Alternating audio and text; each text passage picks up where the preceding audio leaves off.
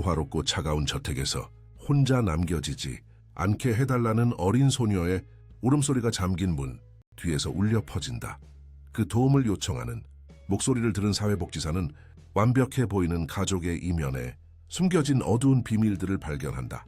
모두가 그 아이가 천국에서 살고 있다고 믿는 동안 진실은 고독과 두려움의 사막과 같았다. 그러나 백만장자 아버지가 마침내 나타나자 이야기는 아무도 예상치 못한 방향으로 흘러가고 오직 침묵만이 존재했던 곳에서 사랑이 다시 피어난다. 서울의 강렬한 햇살이 한남동 고급 주택 단지의 길게 그림자를 들이우고 있을 때 박선우는 웅장한 출입문 옆에 자신의 소형차를 주차했다. 그녀는 서울시 사회복지개발국 소속 사회복지사 신분증을 바로잡고 깊게 숨을 들이쉬었다. 오늘 방문은 최근 시행된 아동복지 동반 프로그램의 일환인 단순한 정기 방문일 뿐이었고 이 프로그램은 도시의 가장 고급스러운 동네까지 포함하고 있었다. 안녕하세요 부인. 정나펠 씨 가족과 약속이 되어 있습니다. 그녀는 서류처를 확인하는 경비원에게 설명했다. 네, 박선우 씨, 박루이사 씨가 기다리고 계십니다. 오른쪽 세 번째 집입니다. 박선우는 흠잡을 데 없이 관리된 가로수길을 걸으며 세심하게 계획된 정원과 건축 잡지에서 튀어나온 듯한 외관들을 감탄했다. 정나펠 씨 가족의 저택은 특히 인상적이었다. 직선적인 현대적인 건축물로 넓은 유리 패널과 옆면에서 보이는 인피니티 풀이 있었다. 박선우가 초인종을 누르기도 전에 우아한 여성이 문을 열었다. 박루이사 씨는 사교계 기사에 실린 사진과 똑같았다. 완벽하게 곧게 펴진 갈색 머리, 흠잡을 데 없는 화장 평범해 보이지만 분명 작은 아파트 한 채 값은 될 디자이너 드레스. 박선우 씨, 시간 맞춰 오셨군요. 감사합니다. 들어오세요. 집 내부는 최고급 미니멀리즘의 기념비였다. 디자이너 가구, 현대 미술 작품, 흠잡을 데 없는 표면, 아이가 살고 있는 집이라고는 믿기지 않았다. 전화로 설명드렸듯이 이 방문들은 단순한 정기 절차입니다. 걱정하실 일은 없습니다. 박선우는 많은 미술관이 부러워할 만한 현관홀을 지나며 전문적인 미소를 지으며 말했다. 완벽하게 이해합니다. 국가가 제 역할을 하는 것이겠죠? 박루이사 씨는 예의 바르지만 거리를 둔 미소로 답했다. 제 남편 정나펠 씨는 참석하지 못해 죄송하다고 전했습니다. 그는 회사 확장을 위한 파트너십을 마무리하기 위해 도쿄에 가 있습니다. 코리아테크의 창립자 정나펠 씨 맞으시죠? 박선우는 이미 답을 알고 있었지만 물었다. 정나펠 씨는 이 나라 기술 분야에서 가장 성공한 기업가 중 한 명으로 15년 전 학생 아파트에서 개발한 물류 앱으로 제국을 건설한 것으로 유명했다. 네, 그의 업무는 광범위합니다. 1년에 200일 이상을 출장 다닙니다. 그리고 그의 딸, 당신의 의붓딸은요? 알렉소피아요. 방에서 숙제를 하고 있습니다. 아주 성실한 아이예요. 박루이사 씨는 박선우를 넓은 거실로 안내하며 대답했다. 커피 드시겠어요? 물은요? 물 부탁드립니다. 박루이사 씨가 부엌으로 향하는 동안 박선우는 주변을 관찰할 기회를 얻었다. 가족 사진도 장난감도 6살 아이의 존재를 암시하는 어떤 것도 보이지 않았다. 거실은 잡지 속 한 장면처럼 흠잡을 데 없이 정리되어 있었다. 박루이사 씨는 쟁반에 물 한 잔을 들고 돌아왔다. 박루이사 씨는 정나펠 씨의 두 번째 부인이시죠? 소피아가 3년 전에 어머니를 잃었다고 읽었습니다. 박루이사 씨의 얼굴에 짧게 스쳐 지나가는 무언가, 짜증, 가 있었지만 이내 연구된 듯한 슬픔의 표정으로 바뀌었다. 네, 비극이었죠. 진단되지 않은 겸상적혈구 빈혈증이었습니다. 김민정 씨가 심한 위기를 겪었어요. 정나펠 씨는 엄청난 충격을 받았죠. 6개월 후 제 재단이 주최한 의료연구 자선 행사에서 그를 만났습니다. 박선우는 고개를 끄덕이며 조용히 메모했다. 박루이사 미래재단은 건강 및 교육 관련 자선단체에 대한 관대한 기부로 유명했다. 소셜미디어에서 박루이사 씨는 현대 자선활동의 모범으로 칭송받았다. 소피아의 적응은 어땠나요? 어린 나이에 어머니를 잃는 것은 트라우마였을 텐데요. 그녀는 강한 아이입니다. 정나펠 씨는 물론 최고의 치료사들을 고용했죠. 처음 몇 달은 힘들었지만 지금은 완전히 적응했습니다. 학교 성적도 우수하고 행동도 모범적입니다. 박선우는 미소 지었다. 잠시 아이와 이야기할 수 있을까요? 물론이죠. 박루이사 씨는 일어서며 대답했다. 데리고 오겠습니다. 박루이사 씨가 계단을 오르는 동안 박선우는 주변을 더 자세히 관찰했다. 옆 복도에서 액자에 담긴 몇몇 증서들을 발견했다. 자선상과 사업 표창장으로 모두 박루이사 씨나 정나펠 씨의 이름으로 되어 있었다.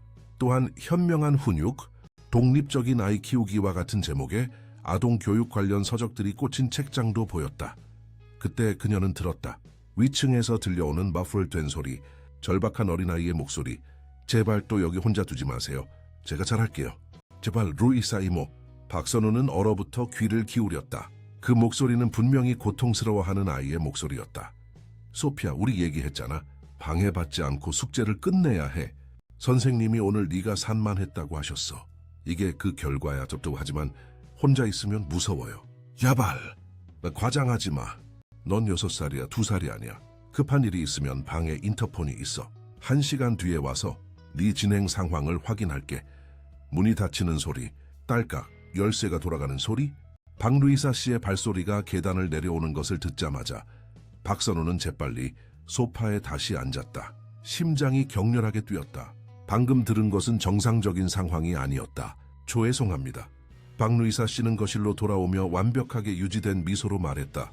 소피아가 오늘 좀 불편한가 봅니다. 학교에서 감기에 걸린 것 같아요. 쉬게 하는 것이 좋겠다고 생각했습니다. 알겠습니다. 박선우는 전문적인 표정을 유지하며 대답했다. 안타깝네요. 다음에 다시 만날 수 있을까요? 물론이죠. 아이가 나아지면요. 이제 평가 양식에 대해 말씀드리자면 대화는 20분 더 이어졌다.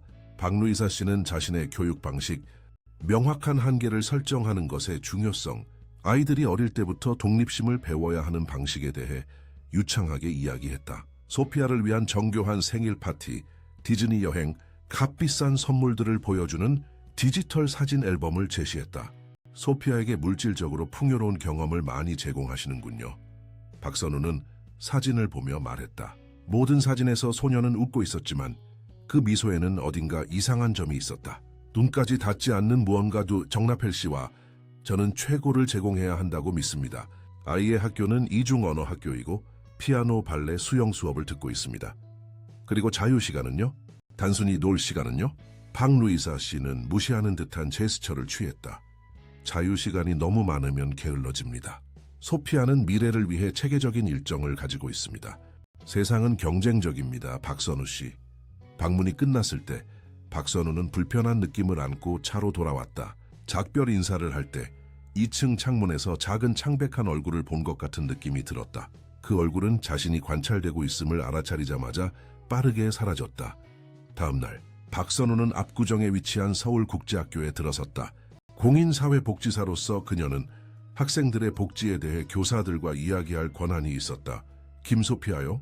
김은주 선생님은 이름을 반복하며 살짝 미간을 찌푸렸다. 네, 제 1학년 학생 중 한 명입니다. 아주 규율이 잘 잡힌 아이죠. 다른 아이들과는 어떻게 어울리나요? 박선우는 선생님이 신중하게 단어를 고르는 것을 관찰하며 물었다. 그게 문제인데요. 잘 어울리지 않습니다. 쉬는 시간에는 항상 혼자 앉아 있고 대개는 꽤 낡은 곰 인형을 안고 벤치에 앉아 있어요. 다른 아이들이 놀이에 끼워주려고 했지만 아이는 주저하는 것 같았습니다. 어떻게 주저했나요? 김은주 선생님은 망설였다. 매치 즐거워하는 것을 두려워하는 것처럼요. 한 번은 몇몇 여자아이들이 술래잡기를 하자고 설득했습니다. 아이는 웃고 있었고 즐거워하는 것 같았어요. 그런데 새엄마가 데리러 오자마자 소피아는 즉시 진지해졌고 거의 로봇처럼 변했습니다. 친구들에게 어린아이 같은 놀이로 시간을 낭비해서 죄송하다고 사과했어요. 6살짜리 아이가 그런 말을 했다고요? 정확히 그 말 그대로였습니다. 정말 충격적이었어요. 박선우는 몇 가지 메모를 더 했다. 학업적으로는요? S2 훌륭합니다. 완벽한 성적 흠잡을 데 없는 과제. 하지만 김은주 선생님은 입술을 깨물었다. 어떤 관찰이라도 중요합니다. 아이의 그림은 또래 아이들의 그림치고는 이상합니다. 미술 시간에 다른 아이들은 가족, 동물, 알록달록한 집을 그리는 반면 소피아는 텅 빈 복도, 닫힌 문, 어두운 형상들을 그립니다. 그 그림들 좀 볼 수 있을까요? 김은주 선생님은 일어섰다. 사실 몇 점 보관해 두었습니다. 뭔가 마음에 걸렸거든요. 그녀는 파일 하나를 열고 열어 장의 종이를 꺼냈다. 박선우는 그림들을 살펴보며 소름이 돋았다. 크고 회색빛 집으로 창문은 텅 빈 눈 같았다. 작은 형상이 끝에 홀로 앉아있는 긴 복도. 그리고 가장 충격적인 것은 문 뒤에 있는 작은 형상으로 어린아이 글씨로 삐뚤빼뚤하게 쓰여 있었다. 어둠 속에 혼자 아무도 오지 않아. 아이가 심리평가를 받은 적이 있나요? 학교에서 제안했지만 새엄마가 거절했습니다. 소피아는 단지 예술적인 상상력이 풍부할 뿐이라고 말했습니다. 박선우가 학교를 나섰을 때 그녀의 마음은 복잡했다. 그녀가 보고 들은 것은 단순한 엄격한 훈육 방식을 넘어선 것이었다. 심각한 정서적 반김에 명확한 징후들이 있었다. 그러나 그것을 증명하는 것은 어려울 것이었다. 특히 강력하고 인맥이 좋은 가족을 상대로는 차 안에서 그녀는 친구이자 전 대학 동료에게 전화를 걸었다. 이수진, 나 박선우야. 복잡한 사건 때문에 네 도움이 필요해. 아직 아동 권리 전문 변호사로 일하고 있지? 법률 자문이 필요해. 그날 밤 박선우는 잠을 이룰 수 없었다. 침대에서 뒤척이며 소피아의 애원하는 목소리, 충격적인 그림들, 선생님이 묘사한 로봇 같은 행동을 생각했다. 아이들은 노는 것을 두려워해서는 안 된다. 아이들은 혼자 남겨지지 않게 해달라고 애원해서는 안 된다. 문제는 무엇을 할 수 있느냐는 것이었다. 정나펠 씨 가족은 영향력, 돈, 변호사들을 가지고 있었다. 정서적 방임 주장은 증명하기 어려웠다. 특히 물리적인 흔적이 없고 아이의 모든 물질적 필요가 충족되고 있으며 새엄마가 대중적으로 자선 활동의 모범으로 여겨지는 상황에서는. 그러나 박선우는 시도해야 한다는 것을 알았다. 한남동 저택의 실크 커튼과 닫힌 문 뒤에서 6살 소녀가 내면에서 사라지고 있었기 때문이었다. 박선우는 청담동에 있는 작은 카페 앞에 차를 세웠다. 이수진은 이미 가게 뒤편에 눈에 띄지 않는 테이블에서 서류철과 커피 2잔을 앞에 두고 그녀를 기다리고 있었다. 피곤해 보이네. 박선우가 다가가자 이수진이 말했다. 35세의 이수진은 서울에서 가장 존경받는 아동 권리 변호사 중 한 명이었다. 두 사람은 대학에서 함께 공부했고 다른 길을 걸었지만 우정을 유지했다. 잠을 못 잤어. 박선우는 커피를 한 모금 마시며 인정했다. 하이삭시던이 날 속에서부터 갉아먹고 있어. 수진아, 다 말해줘. 자세하게. 박선우는 정나펠 씨 가족 저택 방문, 소피아의 흐느낌, 선생님과의 대화, 충격적인 그림들에 대해 이야기했다. 이수진은 귀에 깊게 들으며 가끔 메모를 했다. 심각한 정서적 반김으로 보이지만 박선우가 말을 마치자 이수진은 동의했다. 증명하기가 얼마나 어려운지 알잖아. 정나펠 씨 가족을 상대로는 불가능해. 불가능하진 않아. 훨씬 어렵지. 더 많은 증거가 필요해. 증인 문서. 이수진은 커피를 한 모금 마셨다. 그리고 우리는 현명해야 해. 이 정도. 사회경제적 지위에 있는 사람들을 상대로 정면 공격을 하면 내 경력이 끝장날 수도 있어. 박선우는 친구의 말이 옳다는 것을 알고 고개를 끄덕였다. 박루이사 씨는 자선 행사에 꾸준히 참석했고 종종 정치인과 판사 옆에서 사진이 찍혔다. 정나펠 씨는 수천 명의 직원을 고용하고 있었고 기술산업의 선구자라는 명성을 가지고 있었다. 집에서 소피아의 처우를 관찰했을 만한 사람이 있을까? 전 직원이나 이웃? 박선우는 잠시 생각했다. 저택은 게이티드 커뮤니티에 있어 이웃들은 아마 접촉이 많지 않을 거야. 직원들은 그녀는 망설였다. 박루이사 씨가 가정부와 운전기사가 있다고 했어. 조사해볼 가치는 있을 거야. 거기부터 시작해. 그리고 관련이 있을 만한 것을 관찰했을 사람을 계속 주시해. 그동안 이수진은 테이블 위로 명함 하나를 밀어놓았다. 아이건 김민준, 탐사 저널리스트야. 다른 아동 방임 사건에서 나와 함께 일했어. 신중하고 윤리적이야. 대중의 압력이 필요할 때가 오면 그는 귀중한 동맹이 될 거야. 박선우는 망설이며 명함을 집어들었다. 헤어드론 노출이 소피아에게 해롭지는 않을까. 최후의 수단으로만, 그리고 직접적으로 아이를 특정하지 않고 때로는 노출의 위험만으로도 변화를 유발하기에 충분해. 정나펠 씨 가족 같은 사람들은 대중 이미지에 집착하거든. 며칠 후 박선우는 정보망을 구축하는 데 전념했다. 그녀는 정나펠 씨 가족이 사는 단지 내에 일요일 오후에 거주 아동들이 자주 이용하는 내부 공원이 있다는 것을 알게 되었다. 첫 번째 가능한 일요일에 그녀는 단지 입구가 보이는 카페에 전략적으로 주차하고 기다렸다. 오후 4시경 박루이사 씨가 혼자 고급차를 타고 나가는 것을 보았을 때 그녀의 인내심은 보상받았다. 15분 후 검은색 메르체데스가 단지를 떠났다. 정라펠 씨 가족의 운전기사라고 추정했다. 이것이 그녀의 기회였다. 그녀는 경비실에 다가가 공식 신분증을 보여주었다. 안녕하세요. 지난주 정라펠 씨 가족 공식 방문 때 중요한 서류 몇 장을 잊었습니다. 박루이사 씨가 이웃인 최영호 씨에게 직접 전달해달라고 부탁하셨는데 최영호 씨 계신가요? 오전 경비원과는 다른 이 경비원은 망설였다. 제가 그럴 수는 이것은 공식 사회복지 업무입니다. 박선우는 단호하게 주장했다. 원하시면 최영호 씨에게 전화해서 확인하셔도 됩니다. 알겠습니다. 경비원은 중요한 주민들과 불화를 원치 않는 듯 양보했다. 바로 정라펠 씨 가족 옆집입니다. 박선우는 감사 인사를 하고 단지 안으로 목적의식을 가지고 걸어갔다. 정라펠 씨 가족의 집을 지나가면서 작은 그네가 있는 옆 정원을 보았는데 손길이 닿지 않은 듯했다. 옆집에 도착하자 그녀는 숨을 깊이 들이쉬고 초인종을 눌렀다. 지팡이에 의지한 채 백발의 노인이 문을 열었다. 무슨 일이시죠? 안녕하세요, 최영호 씨. 저는 박선우입니다. 사회복지사입니다. 섬세한 상황을 조사 중인데 혹시 저를 도와주실 수 있다면 몇 가지 질문을 드리고 싶습니다. 남자는 그녀를 잠시 살피더니 문을 더 활짝 열었다. 들어오세요. 하지만 저는 수다쟁이가 아닙니다, 아가씨. 저는 소문을 찾는 것이 아닙니다, 어르신. 저는 한 아이의 복지가 걱정됩니다. 안락한 거실에서 최영호 씨는 78세의 은퇴한 대학 교수이자 호라비로 20년 이상 이 단지에 살고 있었다. 정라펠 씨 가족은 2년쯤 전에 이사 왔습니다. 그는 설명했다. 그들과는 별로 접촉이 없습니다. 조용하더군요. 그리고 그들의 딸 소피아는요. 어르신은 아이가 단지 내 다른 아이들과 놀거나 어울리는 것을 본 적이 있나요? 최영호 씨는 미간을 찌푸렸다. 그걸 묻는 것이 흥미롭군요. 그 아이는 정원의 그네에 혼자 앉아있는 시간이 많습니다. 때로는 몇 시간씩요. 햇볕이 강할 때도 감독 없이요. 몇 번 물이나 모자를 주려고 생각했지만 허락을 구할 어른이 주위에 있는 것을 본 적이 없습니다. 박선우는 메모했다. 어르신은 아이와 이야기해 본 적이 있나요? 한번 시도해 봤습니다. 식물에 물을 주고 있는데 아이가 거기에 완전히 움직이지 않고 앉아있는 것을 봤죠. 주스를 마실 건지 물었습니다. 아이가 뭐라고 대답했는지 아십니까? 낯선 사람에게서 아무것도 받을 수 없고 루이사 이모가 돌아올 때까지 제자리에서 벗어날 수 없어요. 그러더니 아무 말 없이 앞만 보고 있더군요. 6살짜리 아이가 그렇게 딱딱해서는 안 되는데 말이죠. 새엄마가 아이와 상호작용하는 것을 본 적이 있나요? 거의 함께 있는 것을 보지 못했습니다. 그 여자는 자주 외출하고 항상 패션쇼에 가는 것처럼 차려입더군요.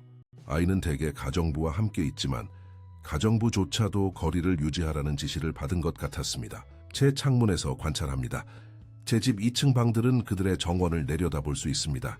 아이는 마치 뭐랄까 장식품 같았습니다. 존재는 하지만 참여하지 않는. 박선우는 대화를 계속하며 은퇴한 교수로부터 더 많은 관찰 내용을 얻었다. 그녀가 나설 때 그가 그녀를 멈춰 세웠다. 잠깐만요. 관련이 있을 만한 것이 하나 있습니다. 그 집에서 일했던 정원사가 있었습니다. 이준호 씨였던 것 같습니다. 3개월쯤 전에 갑자기 해고되었습니다. 말다툼하는 소리를 들었습니다. 새엄마와 상의 없이 아이에게 강아지 새끼를 주었더군요. 그녀는 몹시 화를 냈습니다. 이준호 씨를 어떻게 찾을 수 있을까요? 그는 이 지역 여러 단지에서 일합니다. 경비원이 그의 연락처를 가지고 있을지도 모릅니다. 사흘 후 여러 통의 전화 끝에 박선우는 서울 남부의 작은 식물원에서 이준호 씨를 만났다. 야외 작업으로 피부가 그을린 중년 남성은 처음에는 의심스러운 눈초리로 그녀를 맞이했다. 정라펠 씨 가족이요? 왜 그들에 대해 알고 싶으세요? 그는 필요 이상으로 강하게 식물을 다듬으며 물었다. 딸 소피아의 복지를 조사 중입니다. 이준호 씨는 하던 일을 멈추고 전정 가위를 내려놓았다. 그 어린아이 겁먹은 작은 새 같았어요. 거의 1년 동안 거기서 일했습니다. 그렇게 텅 빈 아이는 본 적이 없어요. 무슨 뜻인가요? 제가 일하는 동안 아이는 정원에 앉아 있었습니다. 처음에는 말을 걸려고 했죠. 학교나 놀이에 대해 물어봤습니다. 짧고 연습된 대답들이었죠. 괜찮아요. 고맙습니다. 학교는 적합합니다. 저는 공부하는 것을 좋아합니다. 어떤 아이가 그렇게 말합니까? 박선우는 고개를 끄덕이며 그가 계속하도록 격려했다. 시간이 지나면서 아이는 저와 조금 편해지기 시작했습니다. 어느 날 제가 장미나무를 가지치기 하고 있는데 아이가 저에게 자녀가 있는지 물었습니다. 제 두 아들 사진을 보여주었죠. 아이는 그 사진들을 마치 다른 행성에서 온 것인 양 바라봤습니다. 그들은 행복해 보여요. 아이가 말했습니다. 마치 낯선 개념인 것처럼. 이준호 씨는 정수기로 걸어가 물 한 잔을 채웠다. 그의 목소리는 더 낮아졌다. 마치 아직도 누가 들을까 두려워하는 것처럼. 아이가 장난감을 가지고 있는 것을 본 적이 없다는 것을 깨달았습니다. 단 한 번도요. 어느 날 단지 근처에서 버려진 강아지 한 마리를 발견했습니다. 아주 작고 믹스견이었죠. 아이에게 좋은 친구가 될 거라고 생각했습니다. 아이가 그 강아지를 봤을 때의 얼굴을 보셨어야 해요. 그때가 아이가 진정으로 웃는 것을 처음 본 순간이었습니다. 그래서 어떻게 되었나요? 새엄마가 그날 일찍 돌아왔습니다. 몹시 화를 냈죠. 제가 모든 선을 넘었다고, 동물은 더럽고 알레르기를 유발한다고 말했습니다. 사실 제 생각에는 아이와 정서적인 유대감을 형성하는 어떤 것도 원하지 않았던 것 같아요. 소피아는 울면서 강아지를 키우게 해달라고 애원했습니다. 그때가 아이가 강한 감정을 드러내는 것을 본 유일한 순간이었습니다. 새엄마는 아이를 안으로 데려갔고 돌아와서 저에게 마지막 급여를 건네주었습니다. 더 이상 제 서비스가 필요 없다고 말했죠. 강아지는 어떻게 되었는지 아세요? 새엄마는 적합한 가족에게 입양될 것이라고 말했습니다. 하지만 2주 후 그 단지에서 일하는 친구를 방문하기 위해 차를 몰고 지나가는데 소피아가 같은 그네에 앉아있는 것을 봤습니다. 혼자서요. 강아지 없이요. 박선우는 목에 덩어리가 맺히는 것을 느꼈다. 이준호 씨, 거기서 일하는 동안 다른 것을 알아차린 것이 있나요? 반김이나 학대를 나타내는 어떤 것이라도요? 이준호 씨는 잠시 생각했다. 신체적 학대라고 할 만한 것은 본 적이 없습니다. 하지만 뭔가 잘못된 것이 있었습니다. 집은 박물관 같았어요. 아름답고 차갑고 손댈 수 없는, 겉으로는 완벽했지만 속은 텅 비어 있었죠. 새엄마 자신처럼요. 다른 직원들은요? 소피아와 가까운 관계를 가진 사람이 있었나요? 강미숙 아주머니라는 유모가 있었습니다. 나이 지긋한 분이셨는데 아주 다정했죠. 소피아가 아주 좋아했습니다. 하지만 오래가지 못했어요. 3주 만에 해고되었습니다. 그 다음에는 소피아를 위해 특별한 케이크를 만들어주던 요리사가 왔는데 그분도 해고되었죠. 저는 패턴을 알아차렸습니다. 아이에게 진정한 애정을 보이는 사람은 누구든 곧 사라졌습니다. 암드시인데 신티어 마리바스. 박선우는 메모를 더했다. 아세코. 그 전 직원들의 연락처를 가지고 있나요? 강미숙 아주머니의 연락처는 어쩌면요. 앙골마을에 사십니다. 해고될 때 제게 번호를 주시면서 아이에게 뭔가 잘못된 것이 보이면 알려달라고 하셨습니다. 식물원을 나서면서 박선우는 2개의 새로운 연락처와 자신이 무엇에 직면하고 있는지에 대한 더 명확한 이해를 얻었다. 단순히 정서적으로 거리가 있는 새엄마가 아니었다. 소피아를 고립시키고 어떤 정서적 연결도 박탈하려는 체계적인 노력이 있는 것 같았다. 차를 몰고 시내로 돌아가는 길에 그녀의 휴대폰이 울렸다. 소피아의 선생님인 김은주 씨였다. 박선우 씨, 이렇게 전화해서 죄송하지만 아셔야 할 일이 생겼어요. 소피아가 오늘 학교에 오지 않았습니다. 집에 전화했더니 새엄마가 아프다고 말했어요. 하지만 어제 소피아가 저에게 그림 하나를 주었어요. 다른 그림들과는 달랐습니다. 박선우 씨가 보셔야 할 것 같아서요. 지금 그쪽으로 가겠습니다. 박선우는 첫 번째 기회에 유턴하며 대답했다. 20분 후 그녀는 선생님의 사무실에서 그림을 보고 있었고 그 그림은 그녀의 마음을 아프게 했다. 그것은 옷장이나 어두운 방 안에 있는 작은 형상을 묘사한 것이었다. 주위에는 다음과 같은 글씨가 쓰여 있었다. 벌 받는 방, 빛도 없고 장난감도 없고 배울 때까지 밥도 없어. 아이가 수업 끝날 때 아무 말 없이 이걸 주었어요. 그냥 제 책상에 놓고 달려나갔어요. 김은주 선생님은 걱정으로 얼굴이 창백해져 설명했다. 박선우는 휴대폰으로 그림을 찍어 이수진에게 보냈다. 그리고 전화를 걸었다. 김민준 씨, 저는 박선우입니다. 이수진 변호사님이 연락처를 주셨습니다. 민감한 조사에 도움이 필요합니다. 오늘 만날 수 있을까요? 답변을 기다리는 동안 그녀는 소피아의 그림을 다시 보았다. 정서적 반김은 더욱 불길한 무언가로 변하고 있었다. 더 이상 단순히 관찰하고 증거를 수집할 수만은 없었다. 행동해야 했다. 김민준의 사무실은 강남대로 근처 서울 중심부의 오래된 건물에 있었다. 40대의 저널리스트는 희끗희끗한 머리와 두꺼운 안경 뒤에 날카로운 눈으로 박선우가 상황을 설명하는 동안 주에 깊게 들었다. 그러니까 우리는 정서적으로 반김된 아이, 완벽한 대중 이미지를 가진 사회적으로 강력한 새엄마, 그리고 무슨 일이 벌어지고 있는지 아마도 전혀 모르는 부재한 아버지를 가지고 있군요. 김민준은 박선우가 가져온 소피아의 그림, 사진들을 정리하며 요약했다. 이수진 변호사님이 이 사건은 극도의 신중함이 필요하다고 경고했습니다. 강력한 사람들을 상대로 한 심각한 비난입니다. 박선우는 확인했다. 하지만 새로운 증거가 나올 때마다 소피아가 고통받고 있다는 확신이 커집니다. 김민준은 그림들을 잠시 분석했다. 이것들은 충격적입니다. 특히 6살 아이가 그린 것이라면요. 그는 계속하기 전에 망설였다. 솔직히 말씀드리겠습니다. 박선우 씨. 이런 종류의 사건은 복잡합니다. 정서적 방임은 눈에 보이는 흔적을 남기지 않습니다. 사회는 심리적 복지보다 물질적 제공을 더 중요하게 여기는 경향이 있습니다. 아이는 모든 것을 가지고 있어요. 라고 말할 겁니다. 아름다운 집, 최고 수준의 교육, 명품 옷. 하지만 정말 중요한 것은 없죠. 박선우가 말을 이었다. 애정, 정서적 안정, 사랑, 정확합니다. 그리고 거기서 대중의 의견이 대개 갈립니다. 김민준은 휴대폰을 들었다. 더 많은 동맹이 필요할 겁니다. 이 사건의 심리적 측면을 다루는데 도움을 줄 수 있는 분을 소개해드리겠습니다. 다음 날 아침, 박선우, 김민준, 이수진은 설해마을에 있는 최혜원 박사, 트라우마 전문 아동심리 치료사의 사무실에서 만났다. 벌의 형태로 격리시키는 것은 아동 발달에 극도로 해롭습니다. 최혜원 박사는 지금까지 수집된 증거들을 분석한 후 설명했다. 에피사이브에 소피아 또래의 아이들은 세상에 대한 안전감을 형성하고 있습니다. 장기간의 격리는 건강한 유대감을 형성하는 능력에 깊은 손상을 줄 수 있습니다. 선생님이 언급한 로봇 같은 행동은 어떻습니까? 박선우가 물었다. 그것은 생존 메커니즘입니다. 아이는 벌이나 거부를 피하기 위해 자연스러운 감정을 억누르는 법을 배웁니다. 단기적으로는 효과가 있지만 장기적으로는 심각한 손상을 초래합니다. 심리치료사는 메모를 넘겼다. 이 그림들은 특히 우려스럽습니다. 깊은 버려짐, 두려움, 무력감을 시사합니다.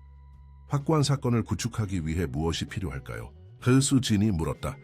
이상적으로는 아이에 대한 공식적인 심리평가입니다. 하지만 상황을 고려하면 승인을 얻기가 어려울 것 같습니다. 거의 불가능합니다. 박선우가 확인했다. 그렇다면 더 많은 증언이 필요합니다.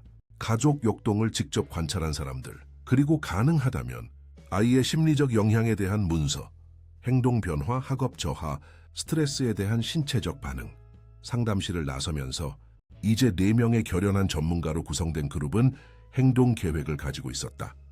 김민준은 자신의 인맥을 이용해 박루이사 씨의 배경을 은밀히 조사할 것이었다.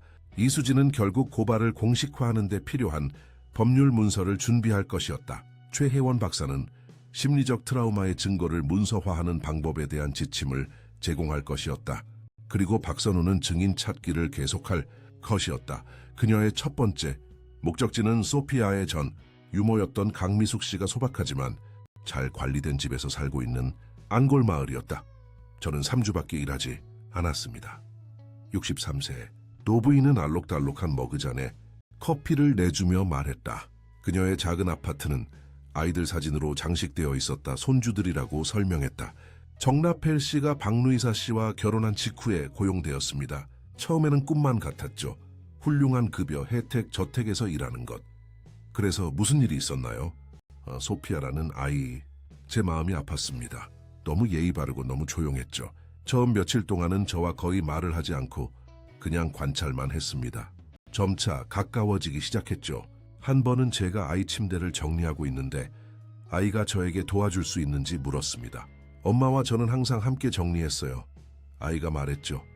강미숙 씨는 계속하기 전에 커피를 한 모금 마셨다. 저는 아이를 작은 일들에 포함시키기 시작했습니다. 냅킨 접기, 장난감 정리하기. 아이는 행복해 보였습니다. 어느 날 오후 우리가 부엌에서 쿠키를 만들고 있는데 박루이사 씨가 일찍 돌아왔습니다. 그녀는 문 앞에 서서 우리 둘과 옷에 묻은 밀가루를 바라보았습니다. 그때는 아무 말도 하지 않았지만 그날 밤 저를 서재로 불렀습니다. 무슨 말을 했나요? 제가 소피아를 과도하게 응석바디로 만들고 있다고요.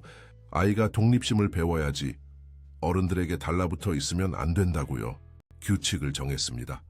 함께하는 활동은 없고 기본적인 감독만.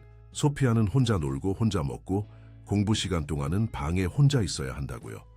강미숙 씨는 깊은 한숨을 쉬었다. 규칙을 따르려고 노력했지만 엄마를 잃은 아이에게 포옹을 거부할 수 있겠어요? 어느 날 소피아가 정원에서 넘어져 무릎을 긁었습니다.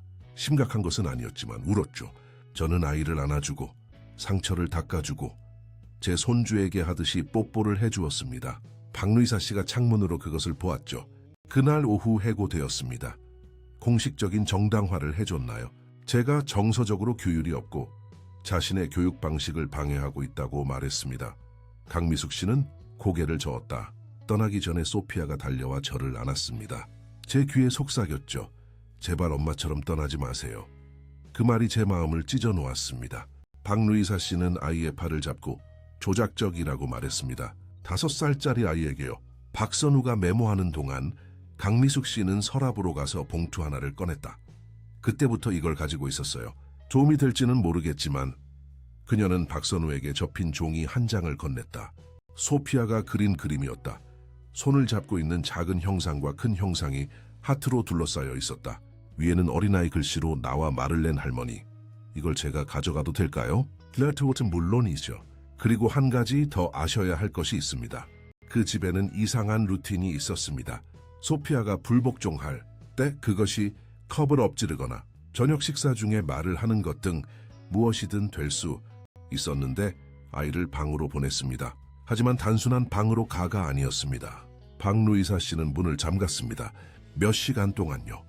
박선우는 속이 뒤집히는 것을 느꼈다. 얼마나 오랫동안요? 오지인우 다양했습니다. 2시간, 3시간, 때로는 4시간, 교훈을 배울 때까지. 그녀는 말했죠. 한 번은 밤새도록 그랬습니다. 소피아가 거실 카펫에 주스를 쏟았거든요. 박선우는 강미숙 씨의 증언을 허락을 받고 오디오로 녹음하며 신중하게 기록했다. 떠나면서 그녀는 계속 연락하겠다고 약속했고 소피아를 돕기 위해 노력하고 있다고 확신시켰다. 그녀의 다음 목적지 또한 마찬가지로 충격적이었다. 전 요리사였던 한미영 씨는 패턴을 확인해 주었다. 소피아와 애정 어린 유대감을 형성하는 사람은 누구든 환경에서 체계적으로 제거되었다. 새엄마가 질투하는 것 같았어요. 한미영 씨는 추측했다. 단순한 정상적인 질투가 아니라 뭔가 병적인 것이었어요. 소피아가 누구와도 연결되는 것을 원치 않는 것처럼요. 사흘 후 그룹은 김민준의 사무실에 다시 모여 발견한 것들을 공유했다. 우리 타겟에 대한 흥미로운 정보를 얻었습니다. 김민준이 시작했다. 박루이사 씨가 정나펠 씨 부인이 되기 전에는 기업 세계에 진출하려던 이류 모델이었습니다. 2개의 회사가 망했고 그 자선 행사에서 정나펠 씨를 만났을 때는 거의 파산 상태였습니다. 참고로 그 행사는 그녀가 주최한 것이 아니었습니다. 단지 접수원으로 일하고 있었을 뿐입니다. 그럼 그녀의 재단 이야기는? 박선우가 물었다. 결혼 후에 그의 돈으로 생겨났을 뿐입니다. 진정한 자선 활동이라기보다는 사회적 홍보 수단에 가깝습니다. 그리고 더 있습니다. 이건 그녀의 3번째 결혼입니다. 이전 2번의 결혼도 부자 남자들과였지만 정나펠 씨만큼 부자는 아니었습니다. 둘 다 2년도 안 되어 끝났습니다. 재산 사냥꾼이군요. 이수진이 중얼거렸다. 가능성이 있습니다. 하지만 흥미로운 것은 패턴입니다. 이전 2번의 결혼 모두 남자들은 이전 관계에서 자녀가 있었습니다. 전 직원들은 비슷한 행동을 보고합니다. 정서적 거리, 엄격한 규칙, 고립. 박선우는 미간을 찌푸렸다. 그럼 소피아에게만 그런 것이 아니군요. 남편의 이전 유대 관계를 나타내는 어떤 아이에게든 그녀가 보이는 행동 패턴이군요. 정확합니다. 그리고 또 다른 관련 세부 사항이 있습니다. 박루이사 씨는 생물학적 자녀를 가질 수 없습니다. 25세 자궁내막증 합병증으로 자궁을 제거해야 했습니다. 최혜원 박사가 끼어들었다. 이것은 흥미로운 심리적 층을 추가합니다.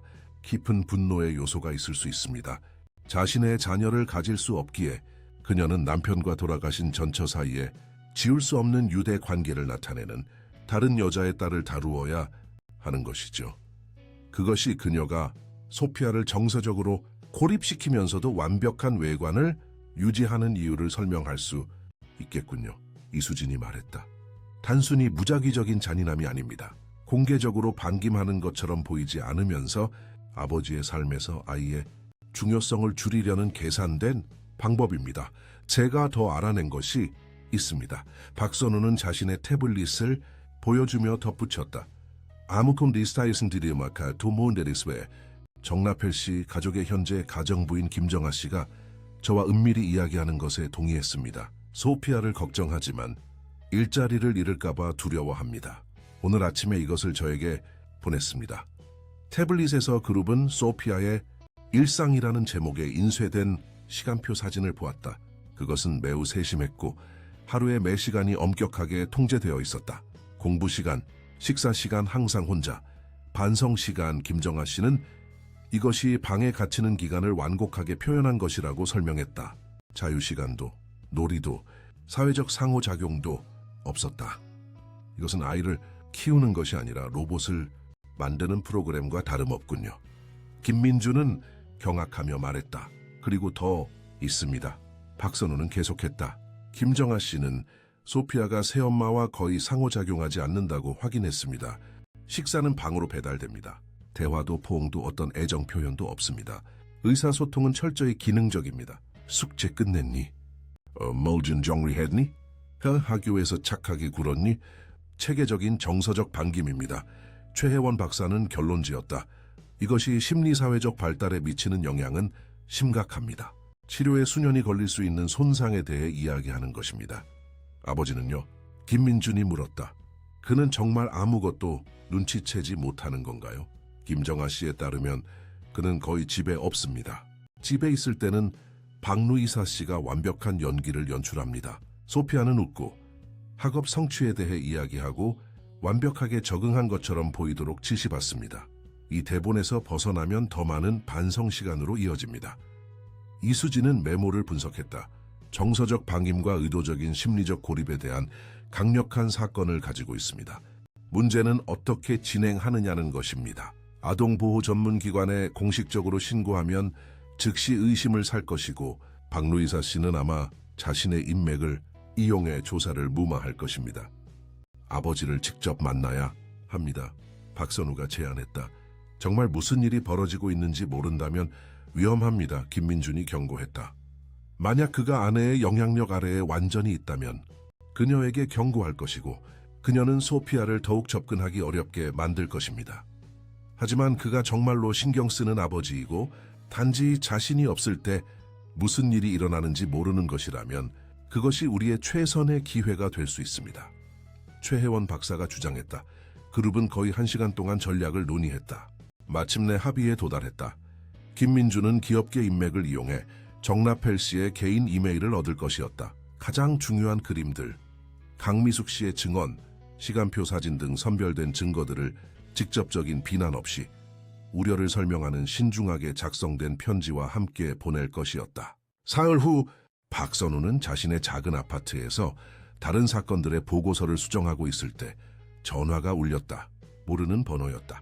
박선우입니다. 네, 누구시죠? 저는 정나펠입니다. 제 딸에 대한 이메일을 받았습니다. 이야기해야 할 것 같습니다. 내일 오전 9시 오스카 프레이리 거리의 수플리시 카페 혼자 와주세요. 박선우가 대답하기도 전에 그는 전화를 끊었다. 심장이 격렬하게 뛰었다. 소피아의 아버지가 메시지를 받은 것이었다. 이제 모든 것은 그가 딸의 정서적 삶에 대한 충격적인 정보에 어떻게 반응하느냐에 달려 있었다. 오스카 프레이리 거리의 수플리시 카페는 그 시간 아침에 거의 비어 있었다. 박선우는 약속 시간 15분 전에 도착하여 뒤쪽에 눈에 띄지 않는 테이블을 선택했다. 잠을 잘 못 잤고 모든 증거들을 머릿속으로 되짚으며 정나펠 씨의 반응을 걱정했다. 그는 잠재적인 동맹이 될 것인가? 아니면 또 다른 장애물이 될 것인가? 정확히 9시 키 큰 남자가 카페로 들어섰다. 청바지, 심플한 파란 셔츠, 선글라스를 착용하고 있었다. 사업 잡지에 실린 기술 경영자의 이미지와는 사뭇 달랐다. 그럼에도 박선우는 그를 즉시 알아보았다. 정나펠 씨는 캐주얼한 복장에도 불구하고 무시할 수 없는 존재감을 가지고 있었다. 그는 주변을 훑어보고 박선우를 찾아 곧장 그녀의 테이블로 걸어왔다. 박선우 씨? 그는 손을 내밀며 물었다. 정나펠 씨, 와주셔서 감사합니다. 박선우는 그의 손을 단단히 잡으며 대답했다. 정나펠 씨는 앉아서 선글라스를 벗었다. 그의 눈은 붉었고 깊은 다크서클이 있었다. 그 역시 잠을 못 잔 것 같았다. 어젯밤에 이메일을 받았습니다. 다 읽었습니다. 3번이나요. 그의 목소리는 통제되어 있었지만 박선우는 잠재된 긴장감을 느낄 수 있었다. 원본 그림을 봐야겠습니다. 박선우는 서류철을 열고 소피아의 그림들을 조심스럽게 테이블 위에 놓았다. 정나펠 씨는 말없이 하나씩 살펴보았다. 그의 표정은 여전히 중립적이었지만 그의 손가락은 미세하게 떨리고 있었다. 이것들이 학교에서 그려진 것입니까? 그가 마침내 물었다. 대부분 그렇습니다. 이 그림은 그녀는 어두운 방, 그림을 가리키며 소피아가 갑자기 결석하기 전날 선생님께 전달된 것입니다. 정나펠 씨는 침묵을 지키며 딸의 어린 글씨로 쓰인 모든 선, 모든 단어를 분석했다. 마를렌 할머니 그림에 이르자 그의 얼굴은 마침내 감정을 드러냈다. 덕의 빠른 수축, 더 길어진 눈 깜빡임 뒤 마를렌이라는 사람은 전혀 모릅니다. 그가 나지막이 말했다. 소피아의 유머였습니다. 당신의 집에서 3주 동안 일했습니다. 당신의 딸에게 애정을 보였다는 이유로 해고되었습니다. 정나펠 씨는 눈을 들어 박선우의 단호한 시선을 마주했다. 어떻게 그렇게 확신합니까? 강미숙 씨를 비롯한 다른 전 직원들을 직접 인터뷰했습니다. 모두 같은 패턴을 보고합니다. 소피아와 정서적 유대감을 형성하는 사람은 누구든 체계적으로 제거되었습니다. 웨이터가 다가왔고 정나펠 씨는 더블 에스프레소를 주문했다. 박선우는 그의 손이 이제 눈에 띄게 떨리고 있음을 알아차렸다. 정나펠 씨, 이것들이 심각한 비난이라는 것을 압니다. 당신의 비난에 이의를 제기하는 것이 아닙니다. 그가 말을 끊었다. 그의 목소리는 여전히 통제되어 있었지만 강도가 점점 높아졌다. 제가 어떻게 그렇게 눈이 멀었는지 의문입니다. 어떻게 알아차리지 못했는지. 박선우는 한 줄기 희망을 느꼈다. 이것은 방어적이거나 믿지 않는 남자의 반응이 아니었다. 이것은 고통스러운 진실에 직면한 사람의 반응이었다. 당신의 일정은 매우 바쁩니다. 제가 이해하기로는 1년에 200일 이상을 출장 다니시는군요.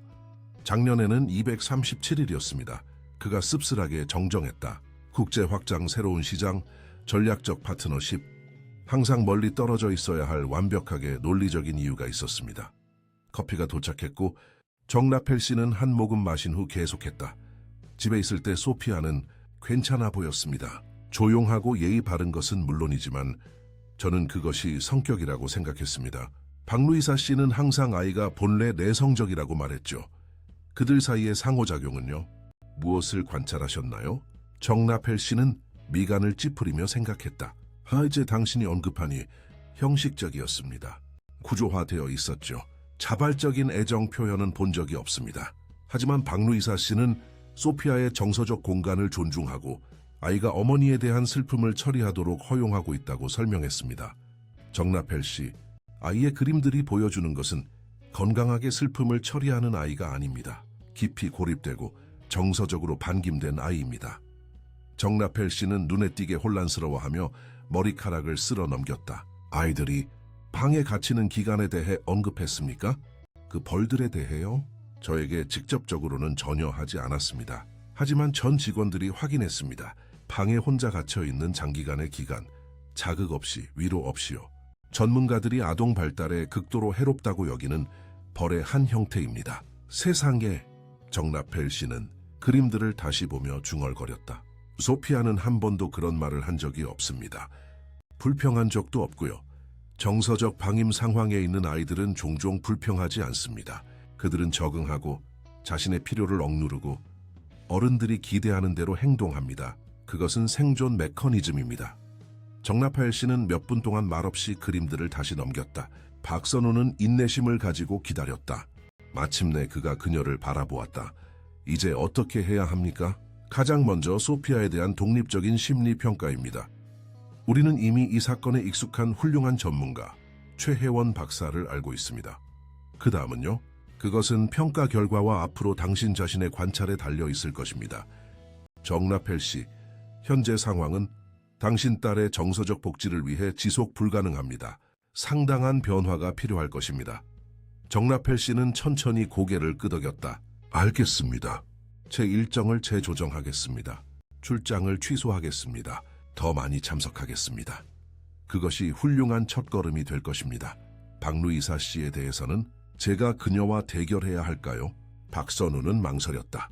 먼저 관찰하는 것이 신중할 수 있습니다. 당신이 없을 때의 역동을 당신 자신의 눈으로 보세요. 당신의 아내 같은 사람들은 겉모습을 유지하는 데 극도로 능숙합니다. 정라펠 씨는 커피를 마쳤다. 오늘 사업 출장을 발표하겠지만 시내 호텔에 머무를 겁니다. 일주일 후에 돌아올 것이라고 말할 겁니다. 제가 멀리 떨어져 있다고 믿을 때 박루이사 씨와 소피아가 어떻게 상호작용하는지 지켜보겠습니다. 그것은 귀중한 증거를 제공할 수 있습니다. 그리고 심리평가는 어떻게 의심을 사지 않고 할 수 있을까요? 새로운 학교 심리교육 동반 프로그램의 일환으로 제시할 수 있습니다. 모든 아이들이 참여하는 것으로요. 정라펠 씨는 휴대폰을 들었다. 지금 당장 학교에 전화해서 소피아, 선생님이 추천하는 모든 심리평가를 승인하겠습니다.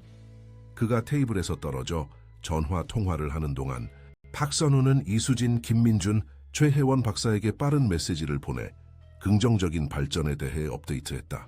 아버지는 협력하고 조사하고 변화를 만들 의지가 있었다. 그들이 기대할 수 있는 것 이상이었다. 정라펠 씨가 테이블로 돌아왔을 때 그는 더욱 결연해 보였다. 다 됐습니다. 교장 선생님이 모든 것을 신중하게 준비할 것입니다. 이제 다음 며칠 동안 정확히 어떤 징후를 관찰해야 하는지 말씀해 주십시오. 박선우는 정서적 반김의 지표들을 자세히 설명했다. 장기간의 고립, 정서적 온기 없는 기계적인 상호작용, 애정 어린 신체 접촉의 부재, 지침 대신 박탈에 기반한 훈육, 사회적 및 오락적 자극의 부족, 그리고 저희를 믿으셔야 합니다. 박선우는 강조했다. 우리는 모두 소피아의 편입니다. 믿습니다. 정라펠 씨는 딸의 그림들을 조심스럽게 보관하며 대답했다. 그리고 이 문제를 고칠 겁니다. 어떤 대가를 치르더라도요. 사흘 후 박선우는 김민준에게서 전화 한 통을 받았다. 문제가 생겼습니다. 저널리스트는 서두 없이 말했다. 새엄마가 방역했습니다. 방금 서울시 사회복지위원회 내부 연락처로부터 정보를 받았습니다. 박루이사 씨가 당신을 상대로 공식적인 불만을 제기했습니다. 괴롭힘, 비전문적 행동, 합법적인 교육 방식에 대한 편향된 해석을 주장하면서요. 어떻게 알았을까요? 박선우는 당황하며 물었다. 확실하지는 않지만 제 추측으로는 학교의 누군가가 말한 것 같습니다. 그 불만은 특히 소피아 선생님과의 당신의 방문과 그림들을 언급합니다. 이제 어떻게 하죠? 내부 조사가 완료될 때까지 당신의 직무가 일시적으로 정지되었습니다.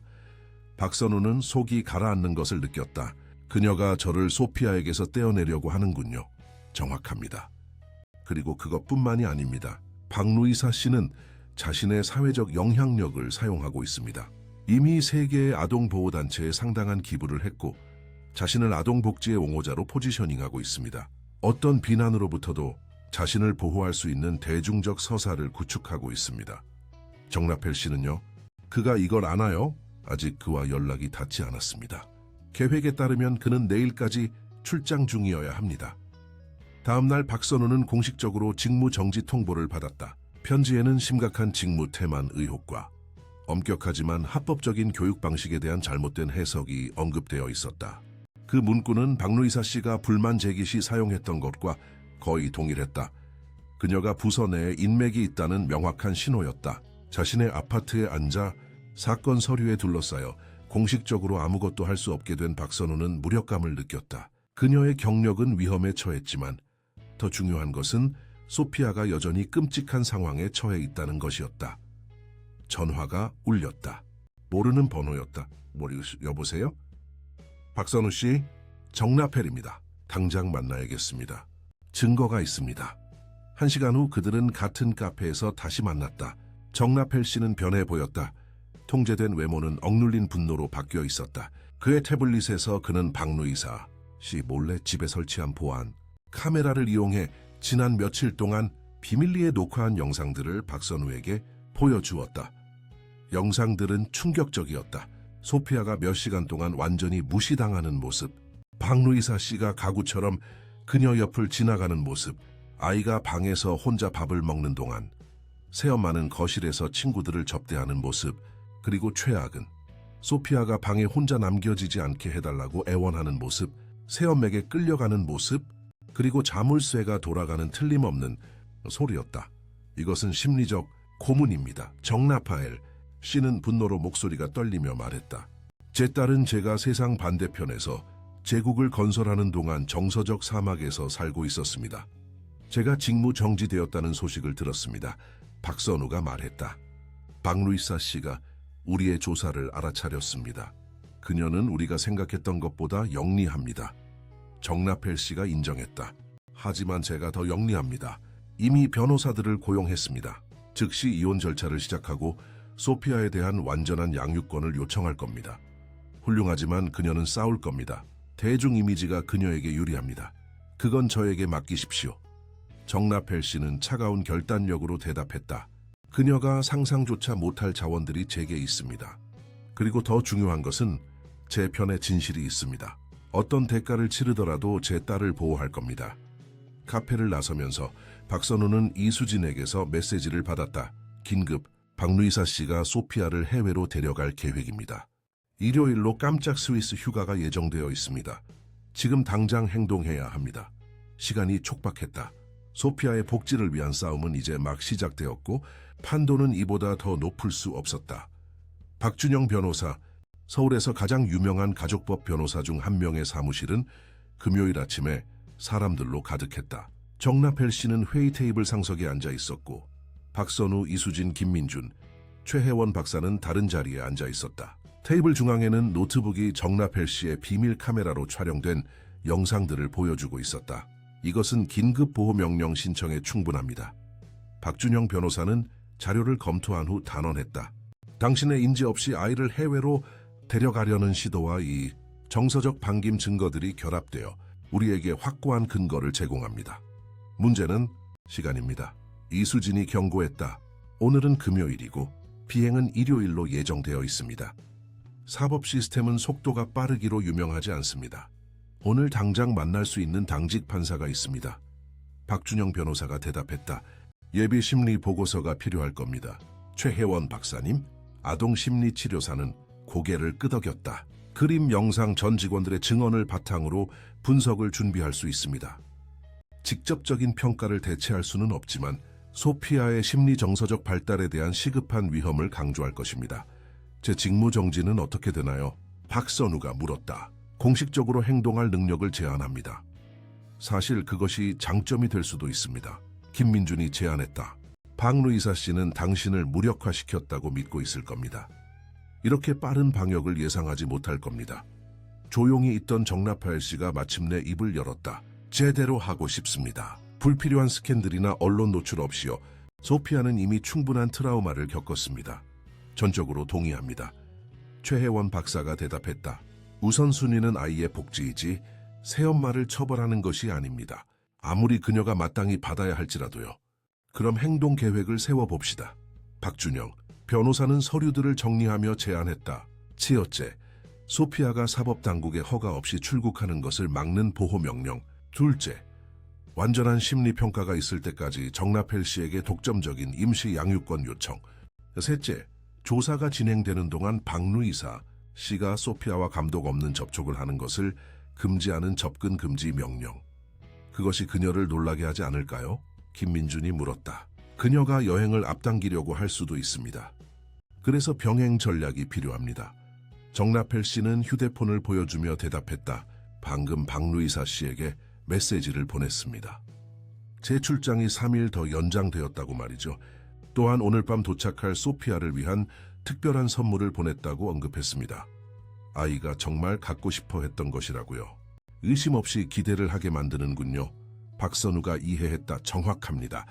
그리고 그동안 저는 사설 보안팀을 고용해 집을 은밀히 감시하고 있습니다. 만약 박루이사 씨가 소피아를 데리고 나가려 한다면 즉시 저에게 통보될 것입니다. 그룹은 다음 몇 시간 동안 지칠 줄 모르고 일했다. 이수진과 박준영 변호사는 법률 문서를 작성했다. 최혜원 박사는 관찰된 패턴이 상당한 심리적 손상을 나타내는 방법을 강조하는 상세한 심리 보고서를 준비했다. 김민주는 공항이나 여행사에서 박루이사 씨의 움직임을 감시하기 위해 자신의 인맥을 활성화했다. 그리고 박선우는 조사 중 수집한 모든 증언과 증거를 편집했다. 오후 4시 박준영 변호사는 당직 판사와의 긴급 심리에서 돌아와 공식 문서를 들고 있었다. 보호 명령을 받았습니다. 그가 발표했다. 소피아는 이제 사법 허가 없이 공식적으로 출국이 금지됩니다. 또한 즉각적인 심리평가 허가도 받았으며 이는 양육권 결정에 결정적인 역할을 할 것입니다. 박루이사 씨를 놀라게 하지 않고 어떻게 그렇게 할 수 있을까요? 박선우가 물었다. 정라펠 씨는 시계를 확인했다. 소피아는 지금쯤 학교에서 돌아올 겁니다. 일반적으로 박루이사 씨는 금요일 밤에 사교 모임이 있습니다. 신라호텔 연회장에서 모이는 자선 그룹이죠. 확인되었습니다. 김민주는 휴대폰을 보며 말했다. 제 연락처에 따르면 그녀는 오늘 밤 행사의 참석자 명단에 있습니다. 그럼 우리에게 시간이 있습니다. 정라펠 씨가 결론지었다. 현재 가정부인 김정아 씨가 우리 편입니다. 그녀가 박루이사 씨가 없는 동안 우리가 들어갈 수 있도록 도와줄 수 있습니다. 하지만 소피아에게 우리의 존재를 어떻게 설명할까요? 아이에게 더 이상의 트라우마를 주고 싶지 않습니다. 최혜원 박사가 경고했다. 제가 아이 아버지의 친구라고 말하고 그 특별한 선물을 가져왔다고 할 수 있습니다. 박선우가 제안했다. 그렇게 하면 아이를 놀라게 하지 않고 초기 평가를 할 수 있는 몇 분을 벌 수 있을 겁니다. 계획은 세심하게 수립되었다. 정라펠 씨는 숨어 있을 것이었다. 그의 예기치 않은 등장은 즉시 의심을 살 것이었다. 박선우와 최혜원 박사는 박루이사 씨가 없는 동안 저택으로 갈 것이었다. 김민주는 새엄마의 움직임을 감시할 것이었다. 이수진과 박준영 변호사는 모든 긴급 법적 필요에 대비해 대기할 것이었다. 저녁 8시 박선우와 최혜원 박사는 정라펠 씨 가족의 저택 한 블록 전에 차를 세웠다. 기억하세요? 우리는 자연스럽게 행동해야 합니다. 박선우가 경고했다. 소피아는 아마 거짓으로 친절한 사람들에게 익숙할 겁니다. 제 우선순위는 초기 신뢰 관계를 구축하는 것입니다. 심리치료사가 대답했다. 압박 없이, 치매적인 질문 없이, 오직 진정한 존재감만으로요. 가정부 김정아 씨가 옆문을 조용히 열었다. 박루이사 씨는 30분 전에 나갔습니다. 그녀가 속삭였다. 소피아는 늘 그렇듯이 방에 있습니다. 저택은 밤에 더욱 차가워 보였다. 계산된 분위기의 조명, 미니멀한 장식, 인간적인 온기의 완전한 부재. 계단을 오르면서 박선우는 소피아가 그 불모한 환경에서 셀 수 없는 시간을 혼자 보냈을 것을 상상하며 목에 덩어리가 맺히는 것을 느꼈다. 김정아 씨가 조용히 방문을 두드렸다. 소피아, 아빠 친구들이 왔어. 너에게 뭔가 가져왔대. 잠시 침묵 후 작은 목소리가 들렸다. 열어도 돼요? 그럼 아감의 문이 천천히 열렸다. 김소피아는 사진에서 보이는 것보다 실제로 더 작았다. 조심스럽게 빗질된 갈색 머리, 단순하지만 분명히 비싼 드레스, 그리고 눈, 훨씬 나이가 많은 사람의 것 같은 눈으로 계산된 조심성으로 관찰하고 있었다. 안녕, 소피아. 박선우는 아이의 눈높이에 맞춰 무릎을 꿇으며 말했다. 나는 박선우라고 해.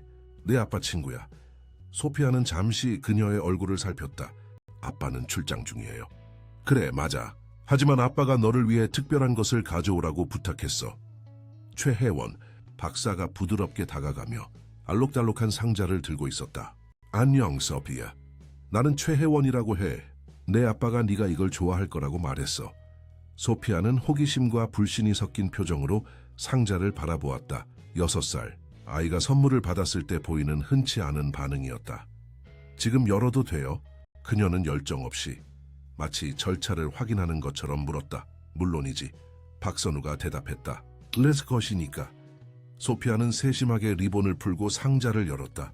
안에는 학교에 항상 가지고 다니던 낡은 곰 인형과 매우 흡사한 새 곰 인형이 들어있었다. 선생님에 따르면 그것은 그녀의 유일한 위안이었다. 테디의 동생이야.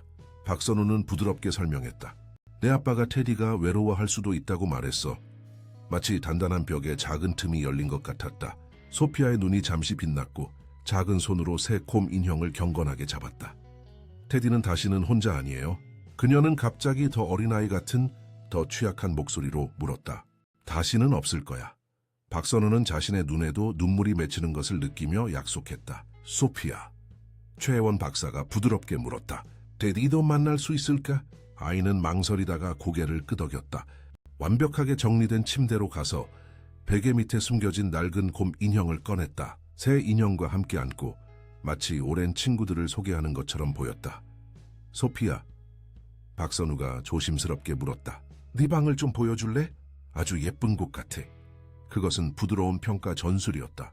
아이를 위협하지 않고 아이의 환경을 관찰하는 방법. 소피아는 다시 고개를 끄덕였고 세심하게 정리된 방을 보여주기 시작했다. 값비싼 장난감들이 있었지만 손길이 닿지 않은 듯했다. 책들은 완벽하게 정렬되어 있었고 사용 흔적이 없었다. 군사적인 정확성으로 학용품이 배치된 책상. 그리고 어디서 노니? 최혜원 박사가 아무렇지 않게 물었다.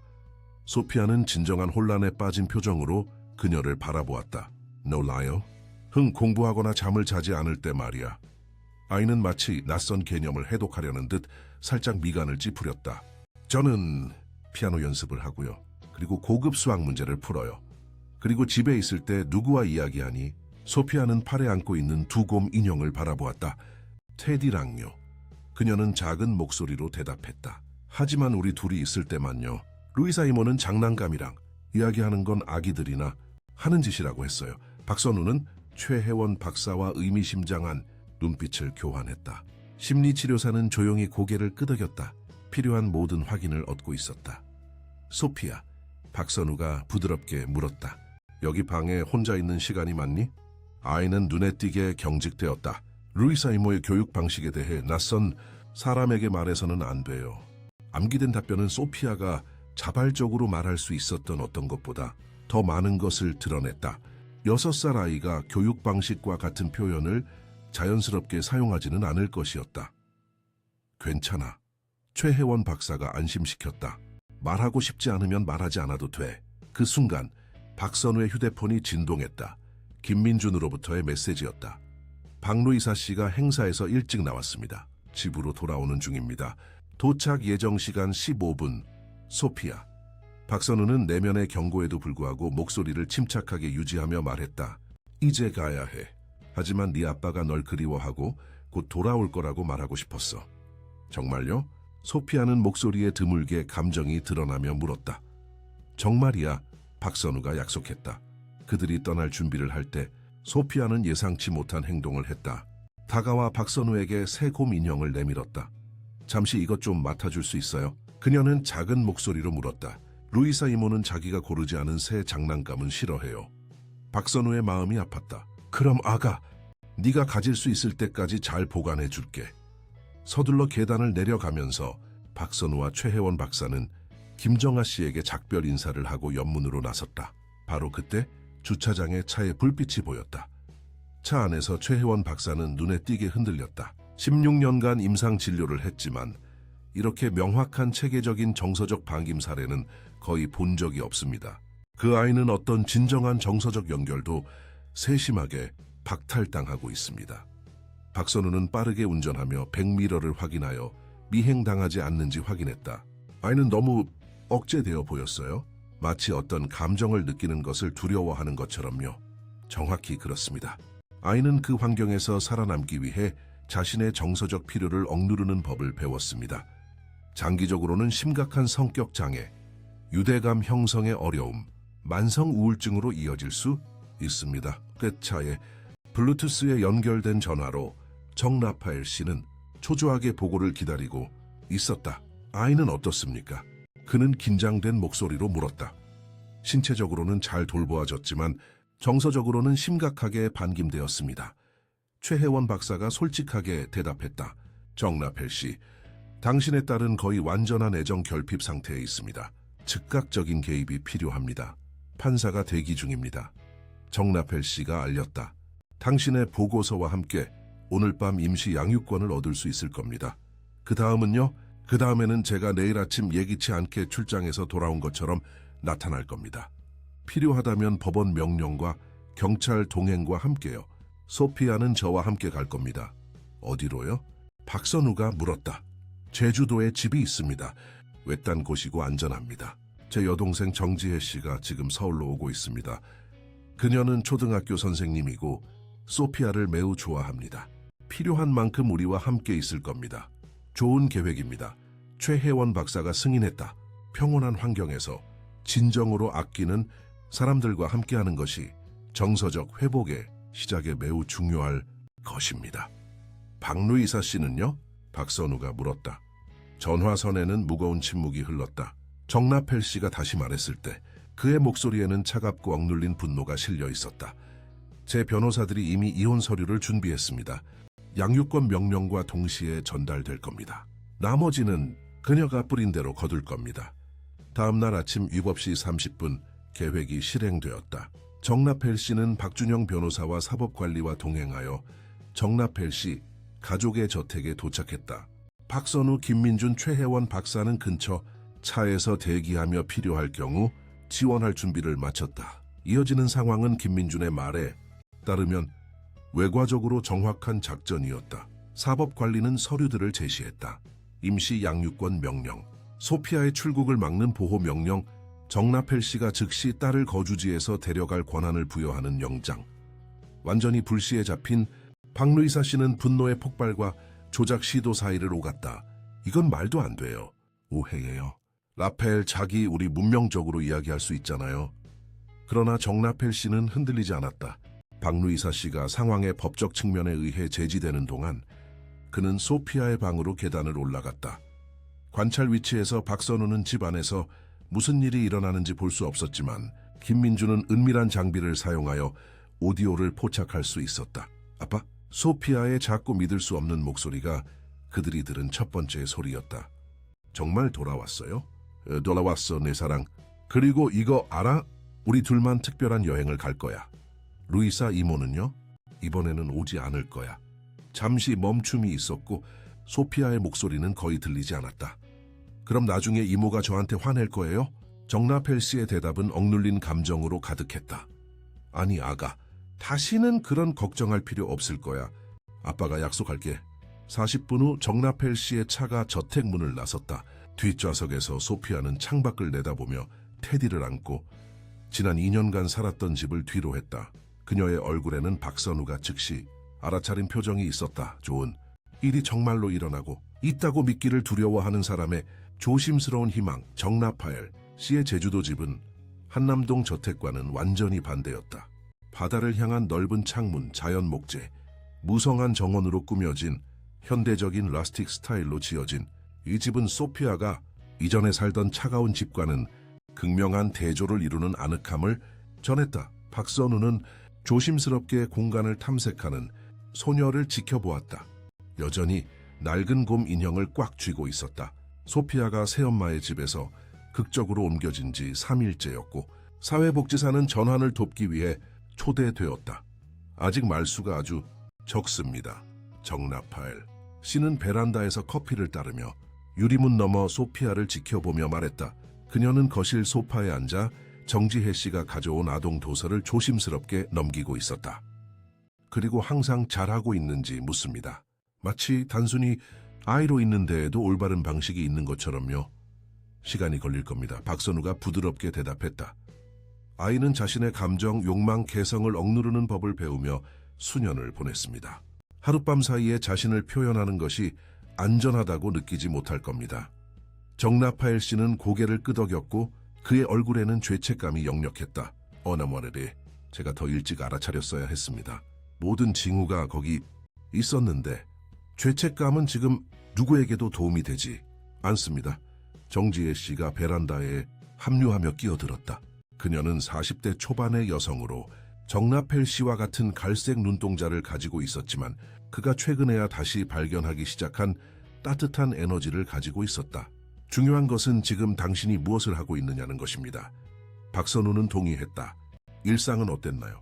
우리는 경직성 없이 구조를 만들려고 노력하고 있습니다. 정지혜 씨가 설명했다. 식사, 수면 등 규칙적인 시간을 정하되 유연성을 두었습니다. 그리고 가장 중요한 것은 항상 함께하는 것입니다. 혼자 식사하는 것도 고립도 없습니다. 선드 최혜원. 박사님은 훈육으로 혼자 있는 시간을 어떤 형태로든 피하라고 권고했습니다. 정라펠 씨가 덧붙였다. 제 트라우마를 유발할 수 있다고 했습니다. 전적으로 옳습니다. 박선우가 동의했다. 그리고 신체의 접촉은 어떻습니까? 포옹 애정 표현은요? 정라펠 씨는 머리카락을 쓸어 넘겼는데 박선우는 그것이 그의 억눌린 좌절의 신호임을 이미 알아차렸다. 그것이 가장 어려운 부분입니다. 제가 안으려 하면 아이가 긴장합니다. 마치 애정을 받아들이는 것에 대한 어떤 부정적인 결과를 예상하는 것처럼요. 어제 아이 머리를 빗겨주려고 했어요. 정지혜 씨가 말했다. 아이가 완전히 움직이지 않고 작은 조각상처럼 있었습니다. 제가 다 끝내고 예쁘다고 말하자 아이는 이제 자기 자리로 돌아가도 되냐고 물었습니다. 그 자리에서 울 뻔했어요. 박선우는 몇 가지 메모를 했다. 이 관찰들은 다음 주에 판색에 제출해야 할 보고서에 중요할 것이었다. 그리고 놀이에 대해서는요, 아이가 특정 활동에 관심을 보이나요? 그것은 긍정적인 점입니다. 정라펠 씨는 작은 미소를 지으며 대답했다. 어제 아이를 해변에 데려갔습니다. 처음에는 아이가 모래에 앉아 관찰만 했습니다.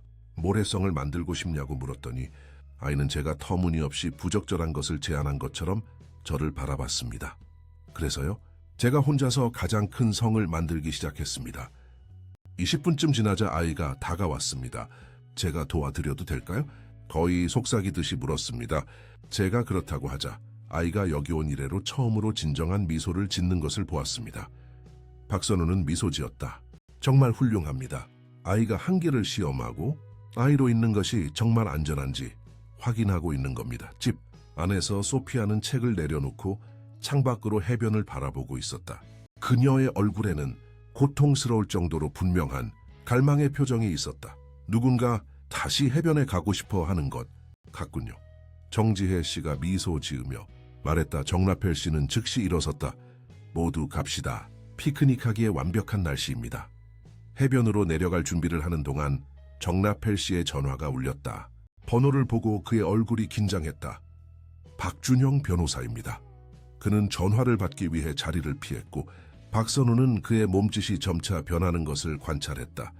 어깨는 긴장하고 턱은 굳고 주먹은 쥐어졌다. 알겠습니다. 네, 절대 안 됩니다.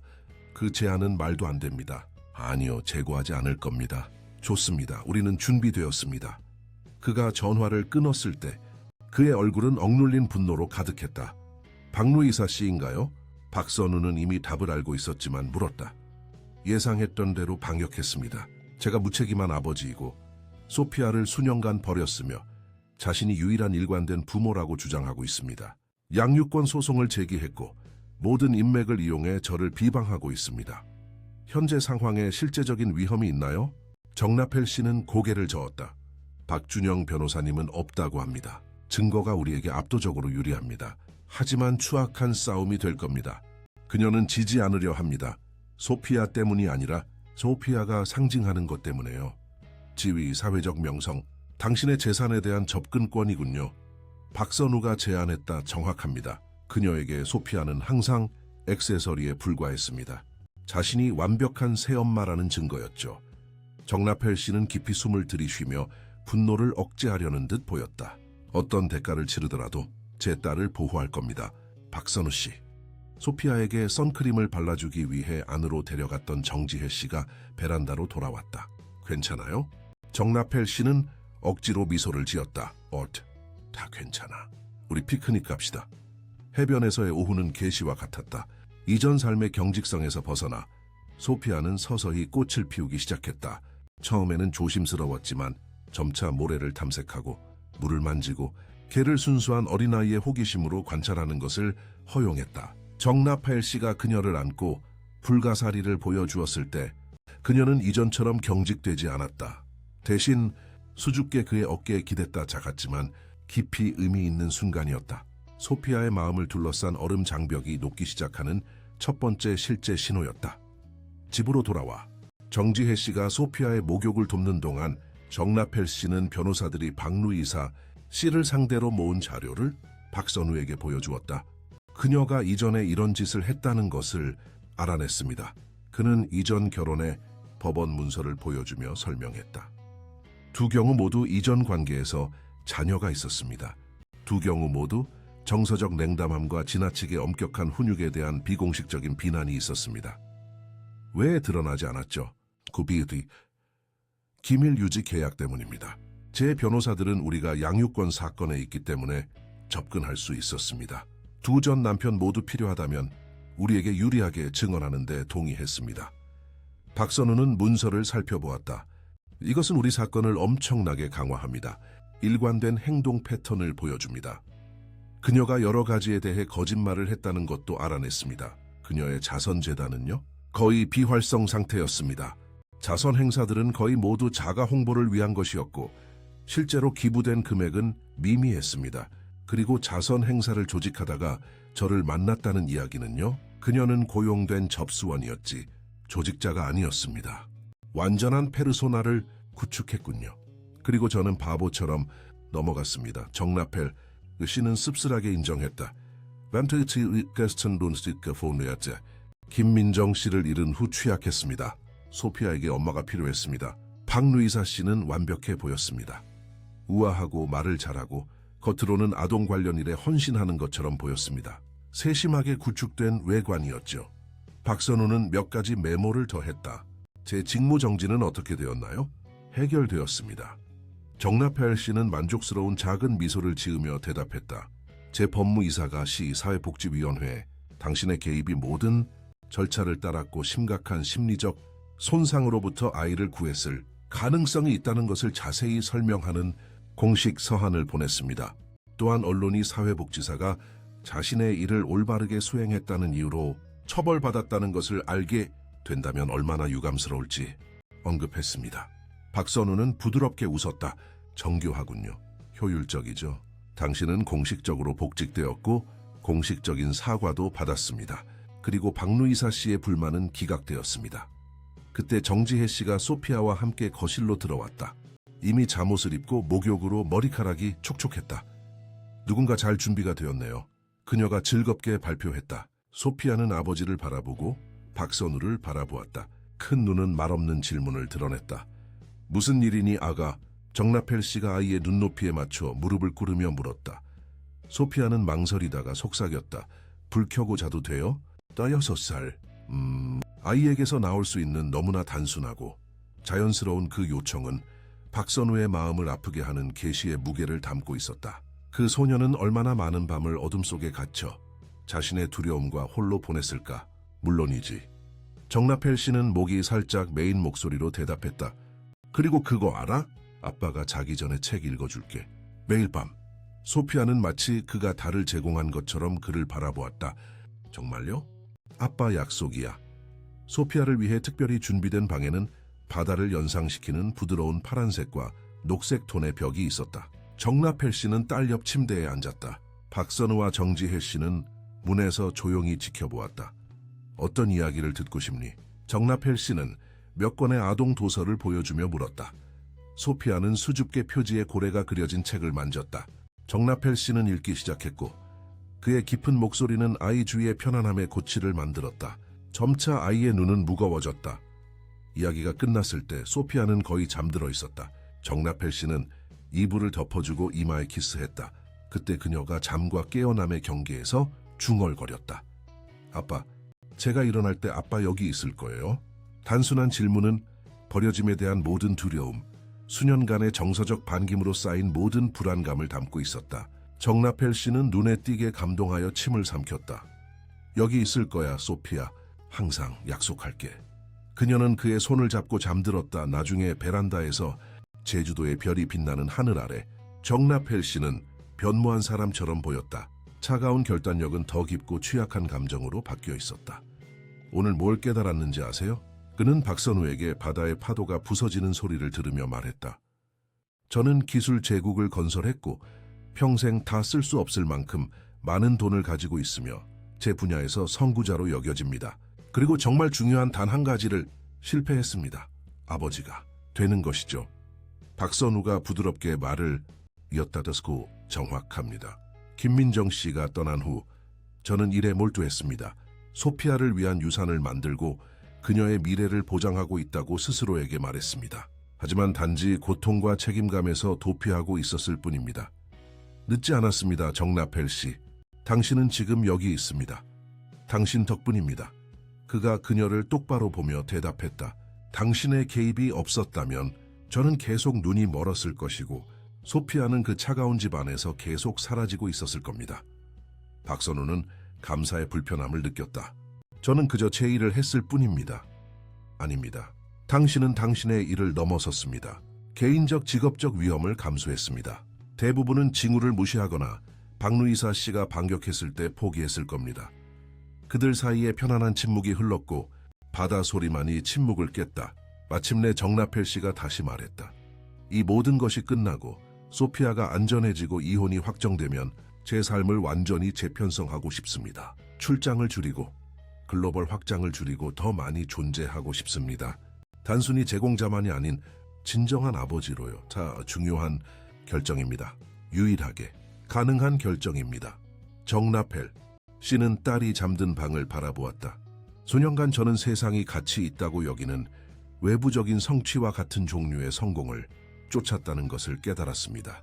궁극적으로 정말 중요한 것을 잃는다면 아무 의미가 없다는 것을 상상도 못했습니다. 다음 날 아침, 햇살 가득한 베란다에서 아침 식사를 하는 동안 정나펠 씨의 전화가 다시 울렸다. 박준영 변호사였다. 중요한 소식입니다. 정나펠 씨는 전화를 끊은 후 발표했다. 박루이사 씨가 합의에 동의했습니다. 재정적 합의를 대가로 양육권 다툼을 포기할 겁니다. 그녀가 그렇게 쉽게 소피아를 포기했다고요? 정지혜 씨가 믿을 수 없다는 듯 물었다. 제가 말했듯이 소피아는 결코 목적이 아니었습니다. 제 재산과 사회적 지위에 접근하기 위한 수단일 뿐이었죠. 법정 싸움이 길어지고 과거의 거짓말이 드러날 수 있다는 것을 깨닫자 손실을 줄이기로 결정했습니다. 박선우는 정지혜 씨가 사준 몇몇 장난감을 가지고 정원 모래밭에서 노는 소피아를 지켜보았다. 불과 일주일 전 그 차가운 저택에서 만났던 아이와는 다른 아이 같았다. 아직 갈 길이 멀었다. 정서적 상처는 빨리 사라지지 않는다. 하지만 이 여정을 시작한 이래 처음으로 박선우는 진정한 희망을 느꼈다. 이제 어떻게 되나요? 그녀가 물었다. 정나펠 씨는 한참 동안 딸을 바라보았다. 이제 다시 시작합니다. 진정한 가족으로요. 그리고 저는 마침내 소피아가 마땅히 받을 만한 아버지가 되는 법을 배울 겁니다.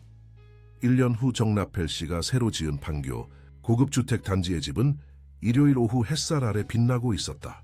넓은 정원은 토종 나무와 다채로운 꽃으로 가득했고 풍선과 리본으로 장식되어 있었으며 생일 케이크가 놓인 길고 다채로운 식탁보가 깔려 있었다. 우즙살, 케이크 위에 설탕으로 쓰인 글귀가 외치고 있었다. 케이크는 작은 불가사리들로 장식되어 있었다. 생일 주인공이 직접 선택한 테마였다. 박선우는 정원, 나무 중 하나에 기대어 미소 지으며 그 장면을 바라보았다. 멀리서 소피아가 아이들 무리 속에서 활기찬 술래잡기를 하며 달리고 있었다. 이제 더 길어진 머리카락이 바람에 날리고 그녀의 웃음소리가 열린 공간에 울려 퍼졌다. 1년 전에는 거의 불가능해 보였던 소리였다는 같은 아이라고는 믿기 어려울 정도네요. 나 옆에서 레모네이드 한 잔을 들고 있던 이수진이 말했다. 놀랍죠, 그렇죠? 박선우는 소피아가 다른 아이들과 두려움 없이 예전처럼 모든 움직임을 특징지었던 끊임없는 긴장감 없이 자연스럽게 어울리는 것을 보며 대답했다. 아이들의 회복력은 정말 특별합니다. 올바른 보살핌이 있다면요. 이수진이 덧붙였다.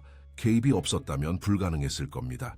정원, 반대편에서 정나펠 씨는 아이들의 놀이를 감독하며 가끔 아이들과 대화했고 항상 소피아에게 보호의 시선을 유지했다.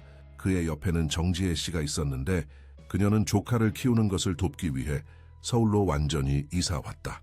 지난 1년은 관련된 모든 사람들에게 깊은 변화의 시간이었다. 소피아에게는 감정을 표현하는 것이 안전하다는 것, 보호받고 있다는 것, 무조건적으로 사랑받고 있다는 것을 발견하는 한 해였다. 정나펠 씨에게는 딸과의 관계, 우선순위, 성공적인 사업가라는 역할 이상의 자신의 정체성을 재건하는 한 해였다.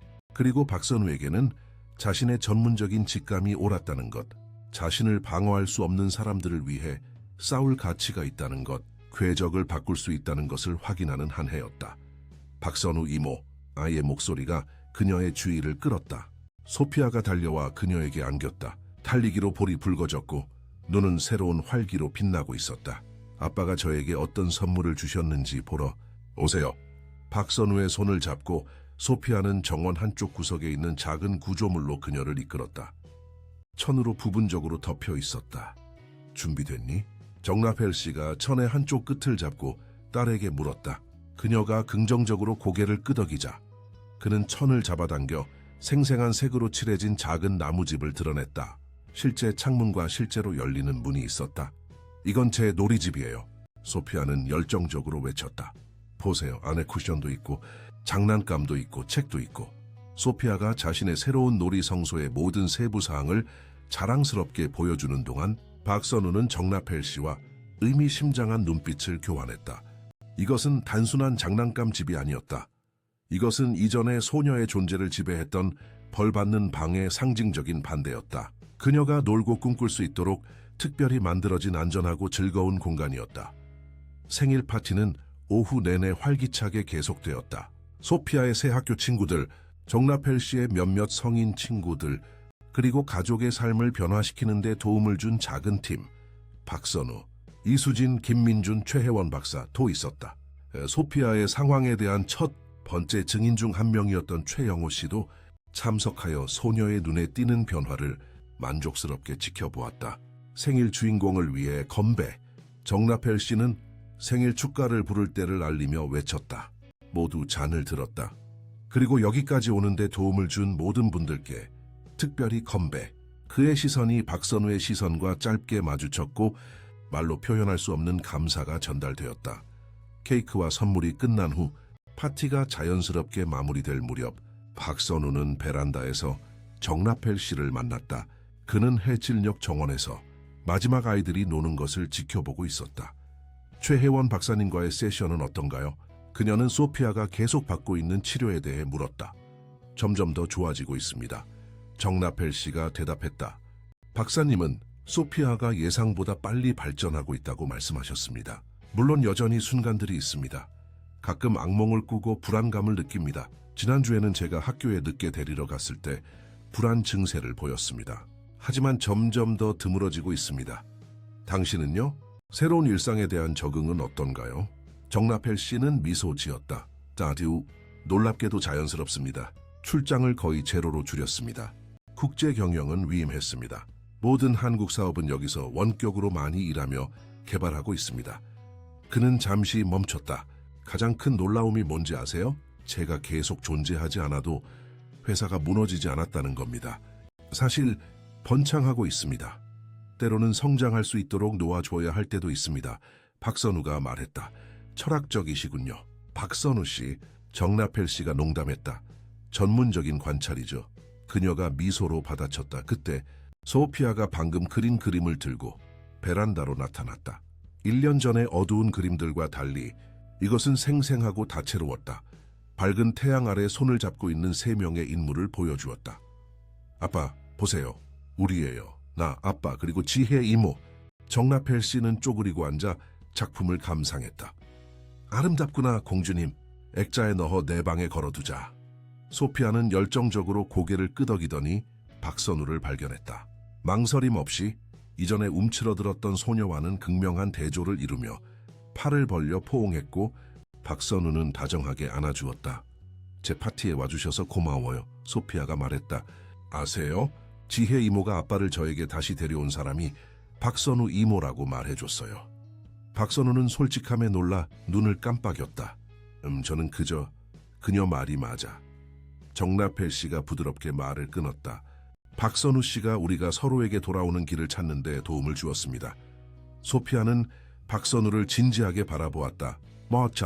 그럼 이모는 요정 대모님 같아요. 단에 박선우는 감동하여 웃었다. 나는 그저 내 일을 했을 뿐이야, 아가. 네 아빠는 항상 널 사랑했고 단지 그것을 더 잘 표현하는 방법을 이해해야 했을 뿐이야.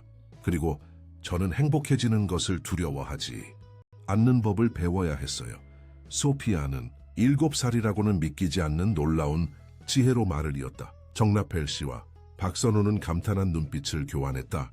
소피아가 어린 나이에도 불구하고 자신의 정서적 여정을 처리하고 이해하기 시작했다는 것을 보여주는 순간 중 하나였다. 해가 지고 마지막 손님들이 자연스럽게 작별 인사를 시작했다. 피곤했지만 빛나는 소피아는 잠자리에 들기 전에 정지혜 씨에게 이끌려 목욕을 하러 들어갔다. 박선우도 떠날 준비를 했다. 당신이 우리 삶을 변화시켰습니다. 정나펠 씨가 그녀를 차까지 배웅하며 말했다. 알고 있죠? 가장 어려운 부분은 당신이 했습니다. 박선우가 진심으로 대답했다.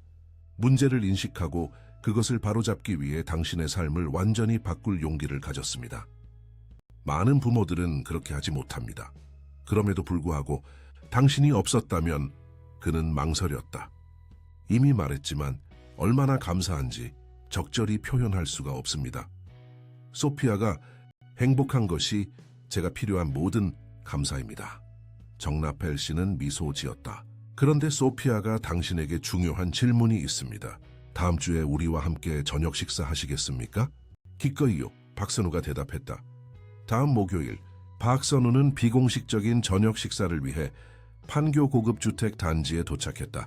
소피아가 문에서 그녀를 맞이했고 특별히 그날을 위해 고른 꽃무늬 드레스를 입고 있었다. 중요한 것을 보여줄 게 있어요.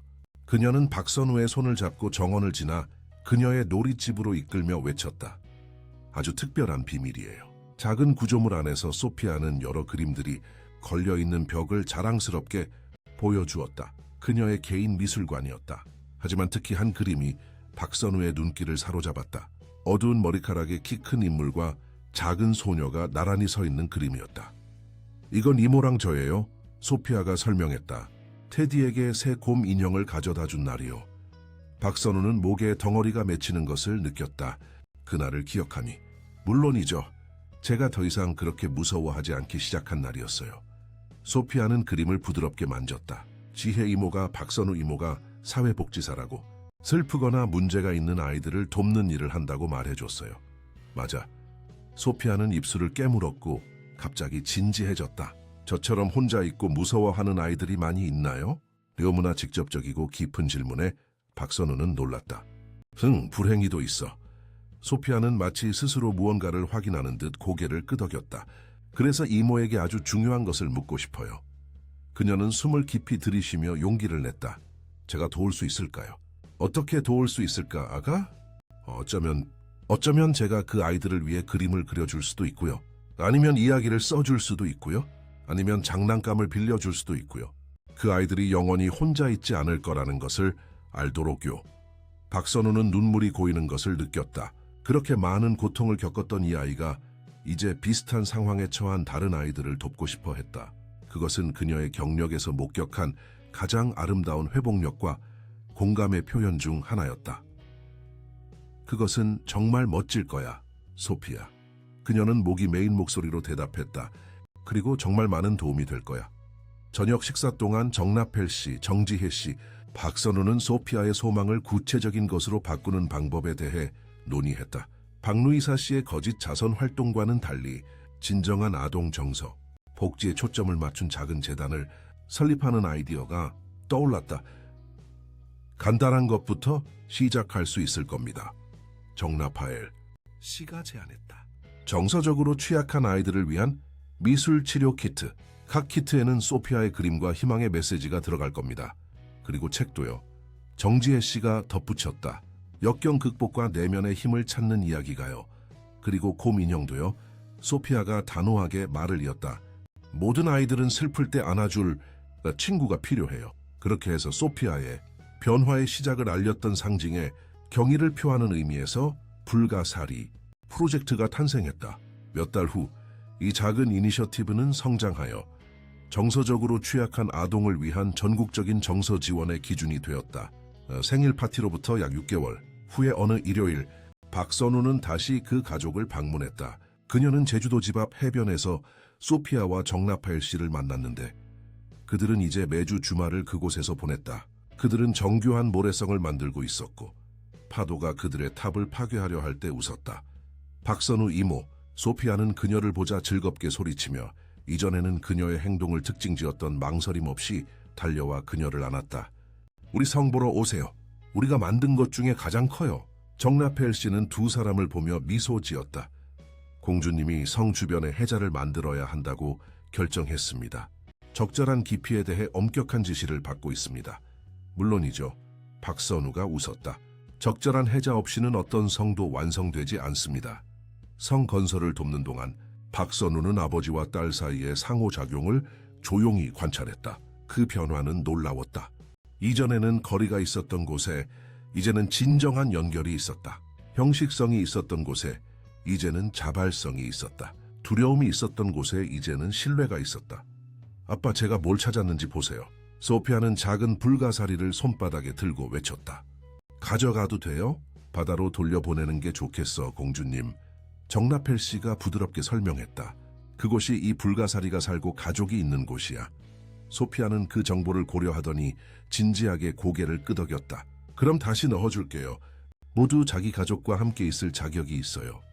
물가로 걸어가 소피아는 조심스럽게 그 생물을 바다로 돌려보내며 개인적인 작별 인사처럼 보이는 것을 속삭였다. 아이는 정말 큰 마음을 가지고 있습니다. 박선우가 말했다. 항상 그랬습니다. 정나펠 씨가 대답했다. 칸 바시우 키드이 카우시이사. 그저 그것을 보여줄 안전한 공간이 필요했을 뿐입니다. 그는 망설이다가 말을 이었다. 아세요? 저는 성공이 외부적인 성취, 세상이 가치 있다고 여기는 것들을 의미한다고 생각하며 수년을 보냈습니다. 제 가장 큰 성취가 단순히 제 딸이 성장하는 것을 지켜보기 위해 존재하는 것이 될 줄은 상상도 못했습니다. 때로는 가장 중요한 승리가 가장 조용한 승리이기도 합니다. 박선우가 말했다는 밤이 되자 소피아가 잠자리에 든 후 박선우, 정나펠 씨, 정지혜 씨는 지난 1년 반 동안 여러 번 그랬듯이 별빛 아래 베란다에 앉았다. 박루이사 씨에 대한 소식을 들었습니다. 정나펠 씨가 편안한 침묵을 깨고 말했다. 그녀는 다시 결혼했습니다. 이번에는 부동산 업계 사업가와요. 자녀는 없더군요. 그게 더 낫죠. 정지혜 씨가 퉁명스럽게 말했다며 제 변호사들에 따르면 그녀는 소피아와 다시는 연락을 시도하지 않았습니다. 전화 한 통, 생일 선물 하나도 없었습니다. 정나펠 씨는 고개를 저으며 말을 이었다. 어떻게 누군가가 아이의 삶에서 그런 식으로 사라질 수 있을까요? 마치 아이가 존재하지 않았던 것처럼요. 박루이사 씨 같은 사람들에게 관계는 거래적입니다. 박선우가 설명했다. 거래가 끝나면 유대감을 유지할 이유가 없습니다. 소피아가 가끔 그녀에 대해 묻습니다. 정지혜 씨가 말했다. 그리움 때문이 아니라 호기심 때문입니다. 루이사 이모는 왜 저를 좋아하지 않았나요? 가장 자주 하는 질문입니다. 어떻게 대답하나요? 박선우가 물었다. 아이가 이해할 수 있는 범위 내에서 진실을 말합니다. 정나펠 씨가 대답했다. 어떤 사람들은 사랑하는 방법을 모르고 문제는 결코 아이에게 있지 않았으며 이제 아이는 진정으로 사랑하는 사람들에게 둘러싸여 있다고 말이죠. 박선우는 승인하듯 고개를 끄덕였다. 선의의 거짓말도 환상적인 이야기도 없이 단지 아이의 이해 수준에 맞춘 진실만 있었다. 최혜원 박사님은 그런 정직함이 아이의 회복에 필수적이라고 말씀하셨습니다. 정나펠 씨가 계속했다. 소피아는 자신이 어떤 행동을 했거나 하지 않아서 거부당한 것이 아니라는 것을 이해해야 합니다. 사랑할 수 없었던 것은 박루이사 씨에게 있었지 아이에게 있지 않았다는 것을요. 소피아의 방에서 부름이 들렸다. 아빠, 물 마셔도 돼요? 정나펠 씨는 즉시 일어섰다. 지금 갈게 공주님. 몇 분 후 그가 돌아왔을 때 그는 미소 짓고 있었다. 물은 원하지 않았습니다. 단지 제가 여기 있는지 확인하고 싶었을 뿐입니다. 아직도 가끔 이럽니다. 특히 일상과는 다른 장소에 있을 때요. 자연스러운 겁니다. 박선우가 말했다. 정서적 안정은 천천히 재건됩니다. 하지만 우리는 해내고 있습니다. 정지혜 씨가 미소로 덧붙였다. 정나펠 씨는 소피아가 잠든 방을 바라보았다. 아이가 잠들기 전에 저에게 뭐라고 말했는지 아세요?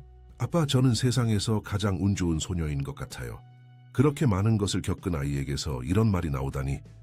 그의 목소리가 떨렸고 박선우는 그의 눈에서 진정한 감정을 보았다. 한때 기업 제국을 관계보다 우선시했던 이 남자는 이제 딸과의 단순한 연결의 순간에서 가장 큰 기쁨을 찾고 있었다. 밤이 깊어지고 파도 소리가 그 사색의 순간의 완벽한 배경, 음악을 만들어내는 동안 박선우는 소피아와 같은 모든 아이들을 생각했다. 어떤 아이들은 여전히 자신의 불가사리, 자신의 구원의 순간을 기다리고 있었다. 그녀의 일은 계속될 것이었고 그녀가 목격한 특별한 여정에서 영감을 받을 것이었다. 다음 날 아침 떠나기 전 박선우는 자신의 손님방 문 아래에 조심스럽게 접힌 그림 한 장을 발견했다. 여러 인물들이 손을 잡고 원을 이루고 있었고 위에는 다채로운 글씨로 메시지가 쓰여 있었다. 아이들이 혼자 남겨지지 않도록 도와주는 박선우 이모에게 사랑을 담아 소피아가 본 때로는 온 세상을 구하는 것이 단 하나의 불가사리를 구하는 것에서 시작된다는 완벽한 상기였다. 이야기 끝.